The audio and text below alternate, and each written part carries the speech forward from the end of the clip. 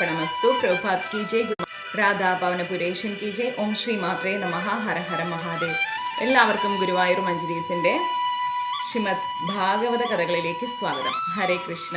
ഒന്നുമില്ല എങ്കിൽ class start ചെയ്യട്ടെ.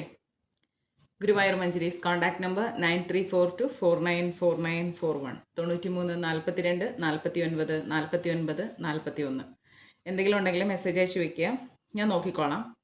ഷൂട്ടും ഡബ്ബിങ്ങും ഒക്കെ ഇല്ലാത്ത ഒഴിഞ്ഞിരിക്കുന്ന ഫ്രീ ടൈം പകൽ വരുമ്പോൾ എന്തായാലും നോക്കാം. പിന്നെ പെൻഡിങ് ആയിട്ടുള്ള കുട്ടികൾക്ക് സൗണ്ട് മനസ്സിലായി. കാരണം ഇപ്പോൾ ഞാൻ ചെയ്യുന്ന മൂവിക്ക് പേര് ഫിക്സ് ആയിട്ടില്ല. 2 പേര് വെച്ചിട്ടുണ്ട് അവർ. ഏതാ പേര് എന്നുള്ളത് ഫിക്സ് ആയ ഉടനെ തന്നെ അറിയിക്കാം. അട്ടാക്കട്ടി ദിനേശ് എന്ന് പറയുന്ന ഒരു ആക്ടറുണ്ട് ഇവിടെ തമിഴിൽ, സൂപ്പർ. അദ്ദേഹം ആടുകളം പിന്നെ വേറെയും 2-3 മൂവീസ് ചെയ്തിട്ടുണ്ട്. അപ്പം അദ്ദേഹത്തിൻ്റെ കൂടെയാണ് വർക്ക് ചെയ്യുന്നത്. നല്ല എക്സ്പീരിയൻസ് ആയിരുന്നു. അത്രയും വലിയൊരു ആക്ടറാണെന്നുള്ള യാതൊരു ജാടയും ഇല്ല. തമിഴിലെ എൻ്റെ ഫസ്റ്റ് മൂവിയാണ്. നല്ല ഒരു എക്സ്പീരിയൻസ്, നല്ല ലൊക്കേഷൻ, നല്ല ഡയറക്ടർ, അതുപോലെ കോ ആർട്ടിസ്റ്റുകളൊക്കെ നല്ലത്. ഒരു സ്കൂളിൽ സംബന്ധിച്ച ഒരു സിനിമയാണ്. കുറേ കുട്ടികളൊക്കെ ഉണ്ടായിരുന്നു. എന്താ പറയുക, സിനിമ ഷൂട്ട് സ്റ്റാർട്ട് ചെയ്തിട്ടേ ഉള്ളൂ, കൂടുതൽ എക്സ്പ്ലെയിൻ ചെയ്യാൻ പാടില്ല എന്നാണ്. അതിൽ ഒരു പ്രിൻസിപ്പൽ ക്യാരക്ടറായിട്ടാണ് ഞാൻ വരുന്നത്. നല്ല മൂവിയാണ്. വേറെ ഒന്നും ഞാൻ പറയുന്നില്ല. ഷൂട്ട് മൊത്തം കഴിഞ്ഞ് തിയേറ്ററിൽ പോയി കാണുക. റിലീസ് ഡേറ്റ് അറിയിക്കാം. ഇന്ന് ജസ്റ്റ് സ്റ്റാർട്ട് ചെയ്തിട്ടേ ഉള്ളൂ. V6 ഫിലിംസിൻ്റെ ബാനറിലാണ് ചെയ്യുന്നത്. ഇത്രയൊക്കെയുള്ള വിശേഷങ്ങൾ. വേറെ വിശേഷമൊന്നും ഞാൻ ഓപ്പണായിട്ട് പറയില്ല. അത് പറയാനുള്ള പെർമിഷൻ നമുക്കില്ല, എക്സ്പെഷ്യലി സോഷ്യൽ മീഡിയയിൽ. എനിവേ പറയാം, പിന്നീട് വഴിയെ പറയാം. ഓക്കെ, അപ്പം അങ്ങനെ പോകുന്നു. പിന്നെ സീ തമിഴിൽ പാരിജാതം സീരിയലിൽ ദേവിയുടെ ഒരു ക്യാരക്ടർ ഇപ്പോൾ ചെയ്തുകൊണ്ടിരിക്കുന്നു. അങ്ങനെയാണ് കാര്യങ്ങളൊക്കെ. എല്ലാവരും പ്രാർത്ഥനയിലുണ്ട്, പ്രാർത്ഥിക്കാം. എപ്പോഴും പ്രാർത്ഥിക്കുന്നുണ്ട് എല്ലാവർക്കും വേണ്ടിയിട്ടും. സമാധാനമായിട്ടിരിക്കുക, നന്നായി വായിക്കുക. ഒത്തിരി ബുക്സുകൾ ഞാൻ അയച്ചു തന്നിട്ടുണ്ട്, അതൊക്കെ വായിക്കണം. പിന്നെ ജപിക്കണം, മാക്സിമം വെജിറ്റേറിയൻസ് ആവണം, എപ്പോഴും കൃഷ്ണനെ കുറിച്ച് ചിന്തിക്കണം. സുഖം മാതാജി, സുഷ മാതാജി, എല്ലാവരോടും. അപ്പോൾ നമുക്ക് ക്ലാസ് സ്റ്റാർട്ട് ചെയ്യാം. ശ്രീമദ് ഭാഗവതം കേൾക്കണ്ടേ? താങ്ക്സ് അമ്മ, താങ്ക് യു സോ മച്ച്. ഞാനപ്പോൾ ഇപ്പോൾ ഈ സമയത്ത് ഇവിടെ എത്തിയത് കൊണ്ട് സിനിമയാകുമ്പോൾ എനിക്ക് 6 to 6 കാണും മാക്സിമം. നൈറ്റ് സീൻസ് വരുമ്പം നമുക്ക് നൈറ്റിൽ പോകേണ്ടി വരത്തുള്ളൂ. അതർവൈസ് നമ്മളെ കോൾ ഷീറ്റ് വാങ്ങുന്നത് മോർണിംഗ് 6 to ഈവനിങ് 6 ആണ്. അതുകൊണ്ട് എനിക്ക് ഈവനിങ് ഇപ്പോൾ ഒരു 7:30 8 ആയപ്പോഴത്തേക്കും ഇവിടെ എത്താൻ പറ്റി. അതുകൊണ്ടാണ് വേഗം ക്ലാസ് എടുക്കാനിരുന്നത്. സീരിയൽസ് നമുക്കൊരു രക്ഷയില്ല, പറയാൻ പറ്റില്ല. കാരണം മോർണിംഗ് 7 തന്നെ ഷൂട്ട് സ്റ്റാർട്ട് ചെയ്യും, പക്ഷേ നൈറ്റൊക്കെ പോകും. അത് 9:30 10 11 2 ക്യാമറയും 2 ഇതൊക്കെ ഇട്ടിട്ട് 2-3 ഡയറക്ടേഴ്സൊക്കെ ആയിട്ടാണ് ഒരു വീട്ടിൻ്റെ മേളിലും താഴെയായിട്ട് 2-3 സീൻസ് വെച്ചിട്ടാണ് അവരെടുത്തുകൊണ്ടിരിക്കുക. അപ്പം ഹായ് ബാബു സാർ. അതുകൊണ്ടൊക്കെയാണ്. ദേവി കവചം ഇന്നും ചൊല്ലുന്നുണ്ടല്ലേ, സൂപ്പർ. ഓക്കെ, അപ്പം നമുക്ക് ക്ലാസ് തുടങ്ങിയാലോ? ശ്രീമദ് ഭാഗവതം കേൾക്കാം. അപ്പോൾ ഇന്നലെ നമ്മൾ പഠിച്ചു വന്നത് നമ്മുടെ ഭഗവാൻ കൃഷ്ണൻ അവതരിക്കുകയാണ് അല്ലേ. അപ്പം സംഘർഷണൻ ആരാണ് എന്നുള്ള പാസേജ്. അപ്പം ഭഗവാൻ കൃഷ്ണൻ അവതരിക്കുകയാണ് അല്ലേ, ധർമ്മം സംരക്ഷിക്കാൻ വേണ്ടിയിട്ട്. പക്ഷേ ഒരു സൈഡിൽ കംസനാണെങ്കിലോ കൃഷ്ണനെ വധിക്കും എന്നും പറഞ്ഞുകൊണ്ട് ഇങ്ങനെ നടക്കുകയാണ്. ഇതിൻ്റെ 2ൻ്റെയും നടുക്കാണ് ഇപ്പം നമ്മളെല്ലാവരും നിൽക്കുന്നത്. ഭഗവാൻ വരും ചെയ്യണം, കംസനിൽ നിന്ന് രക്ഷപ്പെടണം ചെയ്യണം, ധർമ്മം പുനഃസ്ഥാപിക്കണം, അധർമ്മത്തെ തുടച്ചു നീക്കണം. ഇതൊക്കെയാണ് നമ്മളെപ്പോലെയുള്ള ഭഗവാനെ ഇഷ്ടപ്പെടുന്നവരുടെ ആഗ്രഹം. അതേ ആഗ്രഹം തന്നെയാണ് ആർക്ക്? ദേവന്മാർക്കുള്ളത്. അങ്ങനെയിരിക്കെ ആ അവസരത്തിൽ ബ്രഹ്മദേവനും ശിവപെരുമാനും നാരദനെ പോലെയുള്ള മഹർഷിമാരുടെ കൂടെ ദേവഗണങ്ങളാൽ അനുഗതരായിട്ട് മറ്റുള്ളവർക്ക് അദൃശ്യരായിക്കൊണ്ട്, അതായത് ആർക്കും മറ്റുള്ളവർക്കൊന്നും കാണാൻ പറ്റാണ്ട് അദൃശ്യരായിക്കൊണ്ട് കൃഷ്ണന്റെ വീട്ടിലെത്തുകയാണ്. എന്നിട്ടോ ഭക്തന്മാർക്ക് പ്രിയങ്കരമായിരിക്കുന്ന അവരുടെ ആ ഒരു ആഗ്രഹം സാധിപ്പിക്കാൻ വേണ്ടിയിട്ട് പ്രത്യേക സ്തുതിഗീതങ്ങളോടുകൂടി പരമാത്മാവിന് വേണ്ടി പ്രാർത്ഥന തുടങ്ങുകയാണ്. പരമാത്മാവിന് വേണ്ടിയിട്ട്, അദ്ദേഹത്തിൻ്റെ വരവിന് വേണ്ടിയിട്ട് പ്രാർത്ഥന തുടങ്ങുകയാണ്.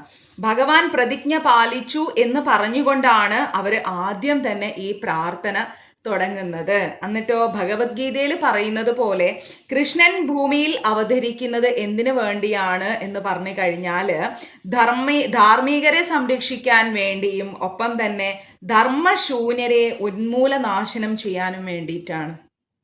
ക്ഷമിക്കണം മാതാജി, എനിക്ക് ഇന്നും നാളെ ഒന്നും മെസ്സേജ് നോക്കാൻ സാധിക്കില്ല മാതാജി.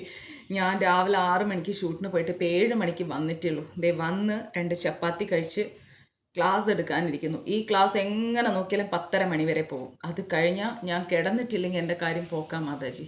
തീർത്തും ടയർഡായി പോകും. ഒരു 500-1000 മെസ്സേജസ് ഉണ്ടാവും. ഞാൻ നോക്കിക്കോളാം, കുറച്ച് ക്ഷമിക്കണം. ഓക്കെ. മോർണിംഗ് 6-ന് ഷൂട്ടിന് പോകണമെങ്കിൽ ഞാൻ ഏർലി മോർണിംഗ് 3 o'clock എഴുന്നേക്കണം. 10:30 മണിക്ക് ക്ലാസ് കഴിഞ്ഞ് ഞാൻ കിടക്കുമ്പോഴേക്ക് 11 മണി 12 മണി വരെ വായിക്കും. 2 മണിക്കൂർ ഉറങ്ങിക്കൊണ്ടാണ് ഞാൻ പോകുന്നത്. കണ്ണെല്ലാം ഇങ്ങനെ അടഞ്ഞു പോണു. 12-ാം തീയതി മുതൽ 20-ാം തീയതി വരെ ക്ലാസ് എടുക്കാൻ പറ്റില്ലല്ലോ എന്ന് ഓർത്തിട്ടാണ് ഈ ചെറിയ സമയത്തിനുള്ളിൽ കുറച്ചെങ്കിലും ക്ലാസ് എടുത്ത് പോകുന്നത്. രണ്ടും വേണമല്ലോ എന്ന് ഓർത്തിട്ട്.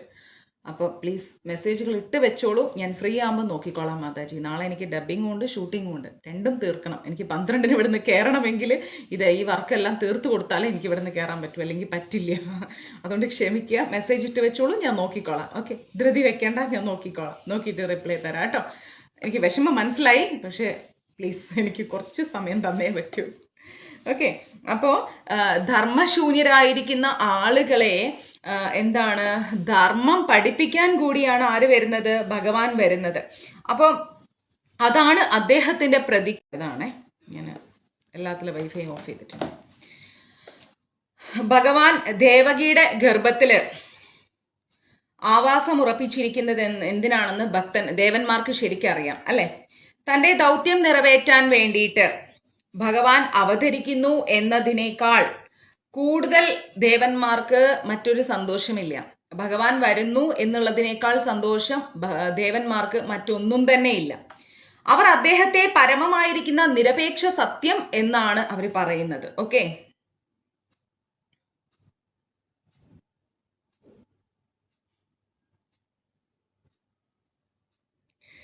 അതെ, തീർച്ചയായിട്ടും. അപ്പോൾ ഇടയ്ക്കിടയ്ക്ക് എനിക്കിങ്ങനെ പേഴ്സണൽ മെസ്സേജ് തരുമ്പോഴേ ഞാൻ ഭാഗവത്ത് നിന്ന് സ്കിപ്പായി പോകുന്നു. പേഴ്സണൽ മെസ്സേജ് ഇടല്ലേ കേട്ടോ, മഞ്ജരീസിലേക്ക് ഇട്ട് വെക്കൂ പ്ലീസ്. അപ്പൊ ഭഗവാൻ ഭൂമിയിലേക്ക് വരുന്നത് എന്തിനു വേണ്ടിയെന്ന് വെച്ച് കഴിഞ്ഞാൽ ധർമ്മത്തെ പുനഃസ്ഥാപിക്കാനും അധർമ്മത്തെ തുടച്ചു നീക്കാനും വേണ്ടിയിട്ടാണ് അല്ലെ? അപ്പൊ ഇതിനേക്കാൾ വലിയൊരു സത്യം അല്ലെങ്കിൽ സന്തോഷം ആർക്കില്ല? ദേവന്മാർക്കില്ല. ദേവന്മാർ അത്രയും ഹാപ്പിയാണ്. അതുകൊണ്ടാണ് ദേവന്മാർ ഭഗവാനെ നിരപേക്ഷ സത്യം എന്ന് വാഴ്ത്തുന്നത്. എന്താണ് നിരപേക്ഷ സത്യം എന്ന് വാഴ്ത്തുന്നത്? ക്ലിയർ? എല്ലാവരും സത്യത്തെ അന്വേഷിക്കുന്നുണ്ട്. അതാണ് ജീവിതത്തിന്റെ ദാർശനിക മാർഗം. നമുക്ക് ധർമ്മം, നീതി, ന്യായം, സത്യം ഇത് ജീവിതത്തിൽ നമുക്ക് വേണം. ഇത് അന്വേഷിക്കുക എന്നുള്ളതാണ് ഭക്തിയുടെ ആദ്യത്തെ സ്റ്റെപ്പ് എന്ന് പറയുന്നത്. അപ്പോൾ പരമമായിരിക്കുന്ന നിരപേക്ഷ സത്യം എന്താണെന്ന് ചോദിച്ചു കഴിഞ്ഞാൽ അത് കൃഷ്ണനാണെന്നാണ് ദേവതകൾ നമ്മളെ പഠിപ്പിക്കുന്നത്. ദേവന്മാരെ നമ്മളെ പഠിപ്പിക്കുന്നത് പരമമായിരിക്കുന്ന സത്യം എന്ന് പറയുന്നത് ഭഗവാനാണ് എന്നാണ് ദേവന്മാര് നമ്മളെ പഠിപ്പിച്ചുകൊണ്ടിരിക്കുന്നത്. പൂർണ്ണമായിട്ടും കൃഷ്ണാവബോധം ഉണ്ടാകുന്നവന് കേവല സത്യത്തെ പ്രാപിക്കാം എന്നാണ് ശ്രീമദ് ഭാഗവതത്തിൽ പറയുന്നത്. പൂർണ്ണമായി കൃഷ്ണാവബോധം ഉണ്ടാവണേ നമ്മൾ എന്താ ചെയ്യേണ്ടത്? ആദ്യം ഭഗവാനെ അറിയാം, പിന്നെ ഭഗവാനിൽ അടിയുറച്ച് വിശ്വസിക്കുക. ഇന്നലെ ഞാൻ ക്ലാസ്സിൽ പറഞ്ഞിട്ടുണ്ടായിരുന്നു, വിശ്വാസമില്ലാതെ നമ്മൾ ഒന്നിനും മുന്നോട്ട് ഇറങ്ങരുത്. ആദ്യം വിശ്വസിക്കുക. സ്വാർത്ഥ താല്പര്യങ്ങൾ നേടിയെടുക്കാൻ വേണ്ടിയിട്ടല്ല നമ്മൾ ഭഗവാന്റെ അടുത്ത് പോകേണ്ടതും ക്ഷേത്രങ്ങളിൽ വഴിപാട് ചെയ്യേണ്ടതും. നമ്മുടെ ഈ ജീവിതത്തിൽ നമ്മൾ അനുഭവിക്കുന്ന സമസ്ത ദുരിതങ്ങൾക്കും ഒരു ശമനം വേണം. ഇത് പൂർവ്വജന്മ കർമ്മ ദുരിതങ്ങളാണ്, പൂർവ്വജന്മത്തിൽ ചെയ്തു പോയ ദുരിതങ്ങളാണ്. ഈ ദുരിതങ്ങൾ മാറാൻ വേണ്ടിയിട്ട് ഭഗവാനോട് എന്ത് ചെയ്യുക? അപേക്ഷിക്കുക. ഭഗവാനെ, എനിക്ക് ഈ പ്രയാസങ്ങളെല്ലാം മാറിക്കിട്ടണം എന്ന് ഭഗവാനോട് അപേക്ഷിച്ചുകൊണ്ട് നമ്മൾ എന്ത് ചെയ്യണം? ഭഗവാനുമായിട്ട് ഒരു ആത്മബന്ധം പുലർത്തണം. അങ്ങനെ ആത്മബന്ധം പുലർത്തി വരുമ്പോഴാണ് നമുക്ക് എന്ത് ലഭിക്കുക? ഭഗവാനോടൊരു അടിയുറച്ച ഭക്തിയിലുള്ള ആ ഒരു ഇത് കിട്ടുക നമുക്ക്. അങ്ങനെ കിട്ടിയാൽ മാത്രമേ നമുക്ക് എന്താവാൻ പറ്റൂ? ഭഗവാന്റെ ആ ഒരു എല്ലാ തരത്തിലും നമുക്ക് ഭഗവാനുമായിട്ടുള്ളൊരു കണക്ഷൻ മനസ്സിൽ ഉണ്ടാക്കിയെടുക്കാൻ പറ്റും. ആ കണക്ഷൻ വന്നാലാണ് നമുക്ക് ഭക്തിയിൽ ഉയരാനുള്ള ഒരു വഴി തന്നെ ആദ്യം തുറന്നു കിട്ടുന്നത്. നമ്മൾ നമ്മുടെ കാര്യം നേടിയെടുക്കാൻ വേണ്ടിയിട്ട് മാത്രം ക്ഷേത്രത്തിൽ പോകണമെങ്കിൽ നമ്മുടെ കാര്യവും നേടാൻ പറ്റൂല, നമ്മുടെ ജീവിതവും നഷ്ടപ്പെട്ട് പിന്നെയും നമ്മൾ ജനിക്കേണ്ടി വരും. അപ്പം അങ്ങനെ ഒരു അവസ്ഥ വേണ്ട. നമുക്ക് ഭഗവാനുമായിട്ട് ഒരു ആത്മബന്ധം ആദ്യം ഉണ്ടാക്കിയെടുക്കണം. ഓക്കെ, അപ്പൊ അവിടെ ആദ്യം മനസ്സിലാക്കേണ്ടത് കൃഷ്ണനാണ് നിരപേക്ഷ സത്യം. സനാതനമായിരിക്കുന്ന കാലത്തിന്റെ 3 ഘട്ടങ്ങളിലും ആപേക്ഷിക സത്യം സത്യമല്ല. പിന്നെന്താ പറയുന്നത്? ഭൂതം, വർത്തമാന, ഭാവി എന്ന് കാലത്തെ 3ആയി വിഭജിച്ചിരിക്കുന്ന 3 കാലത്തിലും, അതായത് ഏതൊരു മനുഷ്യനും 3 കാലങ്ങളുണ്ട്.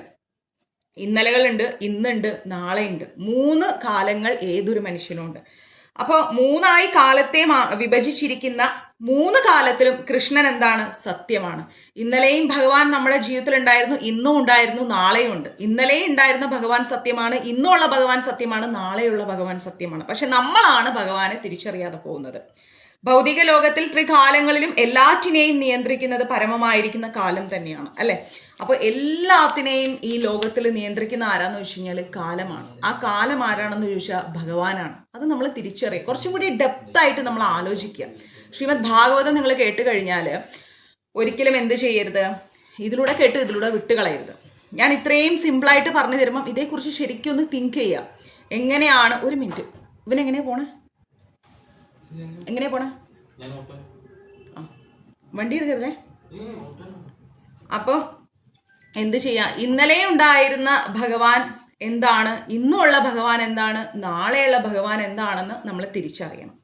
അപ്പോൾ കൃഷ്ണൻ സത്യമാണ്. ഭൗതിക ലോകങ്ങളിൽ ത്രികാലങ്ങളിലും എല്ലാറ്റിനെയും നിയന്ത്രിക്കുന്നതും പരമമായിരിക്കുന്ന ആ ഭഗവാൻ തന്നെയാണ്.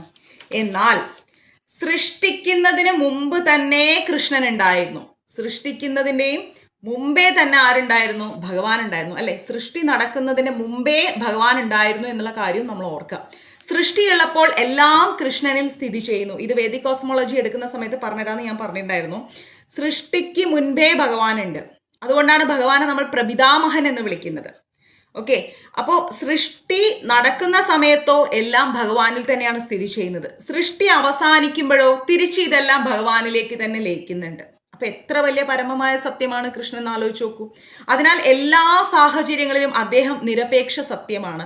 ഇന്നലെയും ഇന്നും നാളെയും ഉള്ളത് സത്യമാണെങ്കിൽ അത് കൃഷ്ണൻ തന്നെയാണ്. അപ്പോ ഭഗവാൻ പരമമായിരിക്കുന്ന സത്യമാണ്. സൃഷ്ടിക്ക് മുൻപേയും ഭഗവാൻ ഉണ്ടായിരുന്നു, സൃഷ്ടി നടക്കുമ്പോഴും ഭഗവാൻ ഉണ്ടായിരുന്നു. ഇനി എന്താ പറയുക, സംഹാരം നടക്കുമ്പോഴാണെങ്കിലോ എല്ലാം ഭഗവാനിലേക്ക് തന്നെ തിരിച്ചു ലയിക്കുന്നു. അപ്പൊ അങ്ങനെയുള്ള ആ സത്യത്തെയാണ് നമ്മൾ എന്തെന്ന് വിളിക്കുന്നത്? നിരപേക്ഷമായിരിക്കുന്ന സത്യം എന്ന് വിളിക്കുന്നത്. ഭൗതിക ലോകത്തിൽ എന്തെങ്കിലും സത്യമുണ്ടെങ്കിൽ അത് കൃഷ്ണനാണ്. ഈ ഭൗതിക ലോകത്തില് എന്തെങ്കിലും ഒരു സത്യമുണ്ടെങ്കിൽ അത് കൃഷ്ണൻ തന്നെയാണ്. ആ കൃഷ്ണനിൽ നിന്ന് തന്നെയാണ് സമസ്തവും ഉടലെടുക്കുന്നത്. ഭൗതിക ലോകത്ത് ഏതെങ്കിലും യശസ്സുണ്ടെങ്കിൽ അത് കൃഷ്ണന്റെ യശസ് കൊണ്ടാണ്. ഇവിടെ എന്തെങ്കിലും തരത്തിലൊരു നല്ല പേരുണ്ടെങ്കിൽ അത് ഭഗവാന്റെ അനുഗ്രഹം കൊണ്ട് മാത്രമാണ്. ഭൗതിക ലോകത്തിൽ എന്തെങ്കിലും ഒരു ശക്തി ഉണ്ടെങ്കിൽ അതും ഭഗവാൻ കൃഷ്ണന്റെ ശക്തി കൊണ്ടാണ്. ഇവിടെ എന്തെങ്കിലും തരത്തിലൊരു ജ്ഞാനം, ഒരു വിദ്യ, അങ്ങനെ എന്തെങ്കിലും ഉണ്ടെങ്കിൽ അതും ഭഗവാനിൽ നിന്ന് തന്നെയാണ് വന്നിരിക്കുന്നത്. കൃഷ്ണനല്ലാതെ മറ്റാർക്കും തന്നെ ഇതൊന്നും ഉണ്ടാക്കാൻ സാധിക്കില്ല. അതുകൊണ്ടാണ് ഭഗവാനെ നമ്മൾ എന്തെന്ന് വിളിക്കുന്നത്? പരമദിവ്യോത്തമ പുരുഷൻ. സാക്ഷാൽ ഗുരുവായൂരപ്പനെ നമ്മൾ പരമദിവ്യോത്തമ പുരുഷൻ എന്ന് പറയുന്നത്. ഇവിടെ എന്തെങ്കിലും ഒരു നന്മയുണ്ടെങ്കിൽ അത് ഭഗവാനിൽ നിന്ന് വന്നിരിക്കുന്നതാണ്, ആരുടെയും കഴിവല്ല. ഇപ്പം ഞാൻ എന്തെങ്കിലും ഒരു നല്ല പ്രവൃത്തി ചെയ്യുന്നുണ്ടെങ്കിൽ അത് ഭഗവാന്റെ അനുഗ്രഹം കൊണ്ടാണ്. നമ്മൾക്ക് ആർക്കെങ്കിലും എന്തെങ്കിലും കഴിവുണ്ടെങ്കിൽ, എന്തെങ്കിലും ചെയ്യുന്നുണ്ടെങ്കിൽ അതെല്ലാം ഭഗവാന്റെ കൃപ കൊണ്ടാണ്. അല്ലാതെ നമ്മളെന്ന് പറയുന്ന വ്യക്തികളുടെ കഴിവോ മറ്റുള്ളതോ ഒന്നല്ല. നമ്മളെ കൊണ്ട് ഒരു ചുക്കും നടക്കില്ല, നമ്മൾ മനസ്സിലാക്കണം. നമ്മളൊന്നും അല്ലാന്ന് നമ്മൾ തിരിച്ചറിയണം. ഓക്കെ, അതിനാൽ ആപേക്ഷിക സത്യങ്ങളുടെ എല്ലാം ഉറവിടം ആരാണെന്ന് ചോദിച്ചാൽ അത് സാക്ഷാൽ ഗുരുവായൂരപ്പനാണ്. മനസ്സിലായില്ലേ? ചില ആൾക്കാർ പറയുന്നത് ഞാൻ കേൾക്കാറുണ്ട്, ഞാനന്ന് മുന്നിട്ടിറങ്ങിയതുകൊണ്ടാണ് അത് നടന്നത്, ഞാൻ വിചാരിച്ചത് കൊണ്ടാണ് ഇത് നടന്നത്, അല്ലെങ്കിൽ ഞാൻ അങ്ങനെയാണ്. ഇങ്ങനെ പറയുന്ന ആൾക്കാരോട് സത്യം പറയണമെങ്കിൽ ഞാൻ വിചാരിക്കും ഇവർ എന്തൊരു പാവ ആൾക്കാരാ ഭഗവാനെ. ഇവരറിയണില്ല ഇവരെ കൊണ്ടൊന്നും നടക്കുന്നില്ല, അതെല്ലാം ഭഗവാന്റെ ലീലകളാണ് എന്നുള്ളത്, അല്ലെ? നമ്മളെ കൊണ്ടൊന്നും ഒന്നും നടക്കില്ല, എത്രയോ വർക്ക് ഞാൻ ചെയ്തു മലയാളത്തിലും തമിഴിലും. പക്ഷെ ഇപ്പോഴും ഞാൻ ഇവിടുന്ന് ഷൂട്ടിന് മുമ്പ് ആദ്യം ഭഗവാന്റെയും ദേവിയുടെയും കാല് പിടിക്കും, കിച്ചൂട്ടാ എന്നെ രക്ഷിക്കണേ, എനിക്കൊന്നും അറിയാൻ പാടില്ലേ എന്നും പറഞ്ഞുകൊണ്ട് ഭഗവാന്റെ കാല് പിടിച്ച് അനുഗ്രഹം വാങ്ങിയിട്ടാണ് ഇവിടുന്ന് പോണത്. അല്ലാണ്ട് നമുക്ക് ഒരു ധൈര്യമില്ല ക്യാമറയ്ക്ക് മുമ്പിൽ പോയി നിൽക്കാൻ. സത്യമായിട്ട് എനിക്ക് ധൈര്യമില്ല. എത്ര വർക്ക് ചെയ്താലും എൻ്റെ മുട്ടുകാല് വരയ്ക്കാൻ തുടങ്ങി. ഈശ്വര ശരിയാവണേ ശരിയാവണേ, ഒറ്റ ടേക്കിൽ ശരിയാവണേ, അത്രയും ടെൻഷൻ നമുക്കുണ്ട്. അപ്പം നമ്മൾ മനസ്സിലാക്കുക, നമ്മളൊന്നും അല്ലെന്നേ, നമ്മളെ കൊണ്ട് ഒന്നും സാധിക്കില്ല. ഇപ്പൊ ശ്രീമദ് ഭാഗവതം ഞാൻ പറയുന്നത് ഭഗവാന്റെ അനുഗ്രഹം കൊണ്ടാണ്. ഭഗവാൻ ഒരു നിമിഷം ചിന്തിക്കണം, ആദ്യം ഇവള് പറയണ്ടെന്ന് വെച്ചാൽ തീർന്ന് പറയാൻ കഴിയില്ല.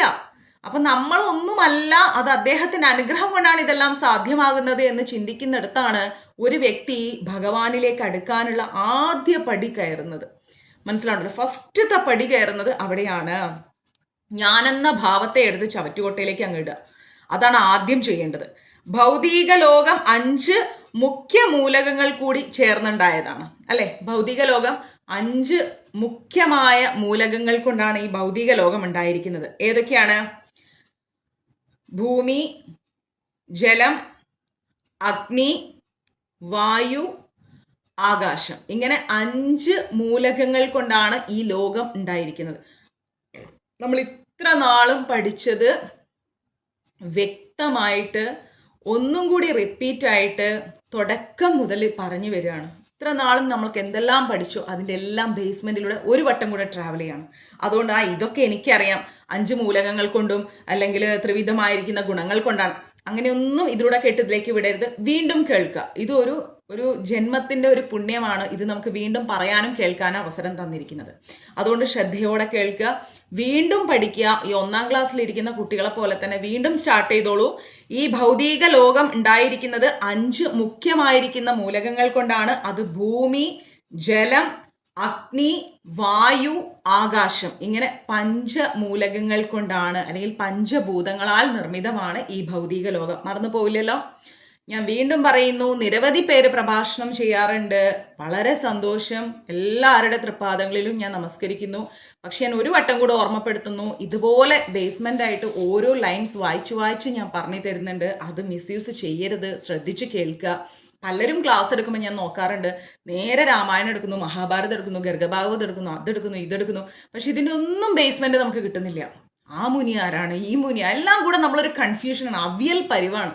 അപ്പം ഞാൻ അതിൽ നിന്നെല്ലാം മാറ്റിയിട്ട് ഭഗവാന്റെ അനുഗ്രഹം കൊണ്ട് ഇങ്ങനെ ഗ്രന്ഥ ബേസിൽ പോവുകയാണ്. അത് ശരിക്കും മനസ്സിലാക്കണം. എന്നിട്ട് അവരുടെ ക്ലാസ് കേൾക്കുമ്പോൾ നമുക്ക് കണക്ട് ചെയ്യാൻ പറ്റും. ഓക്കെ, അപ്പം അതുകൊണ്ട് അത് ശ്രദ്ധിച്ച് കേൾക്കണം കേട്ടോ.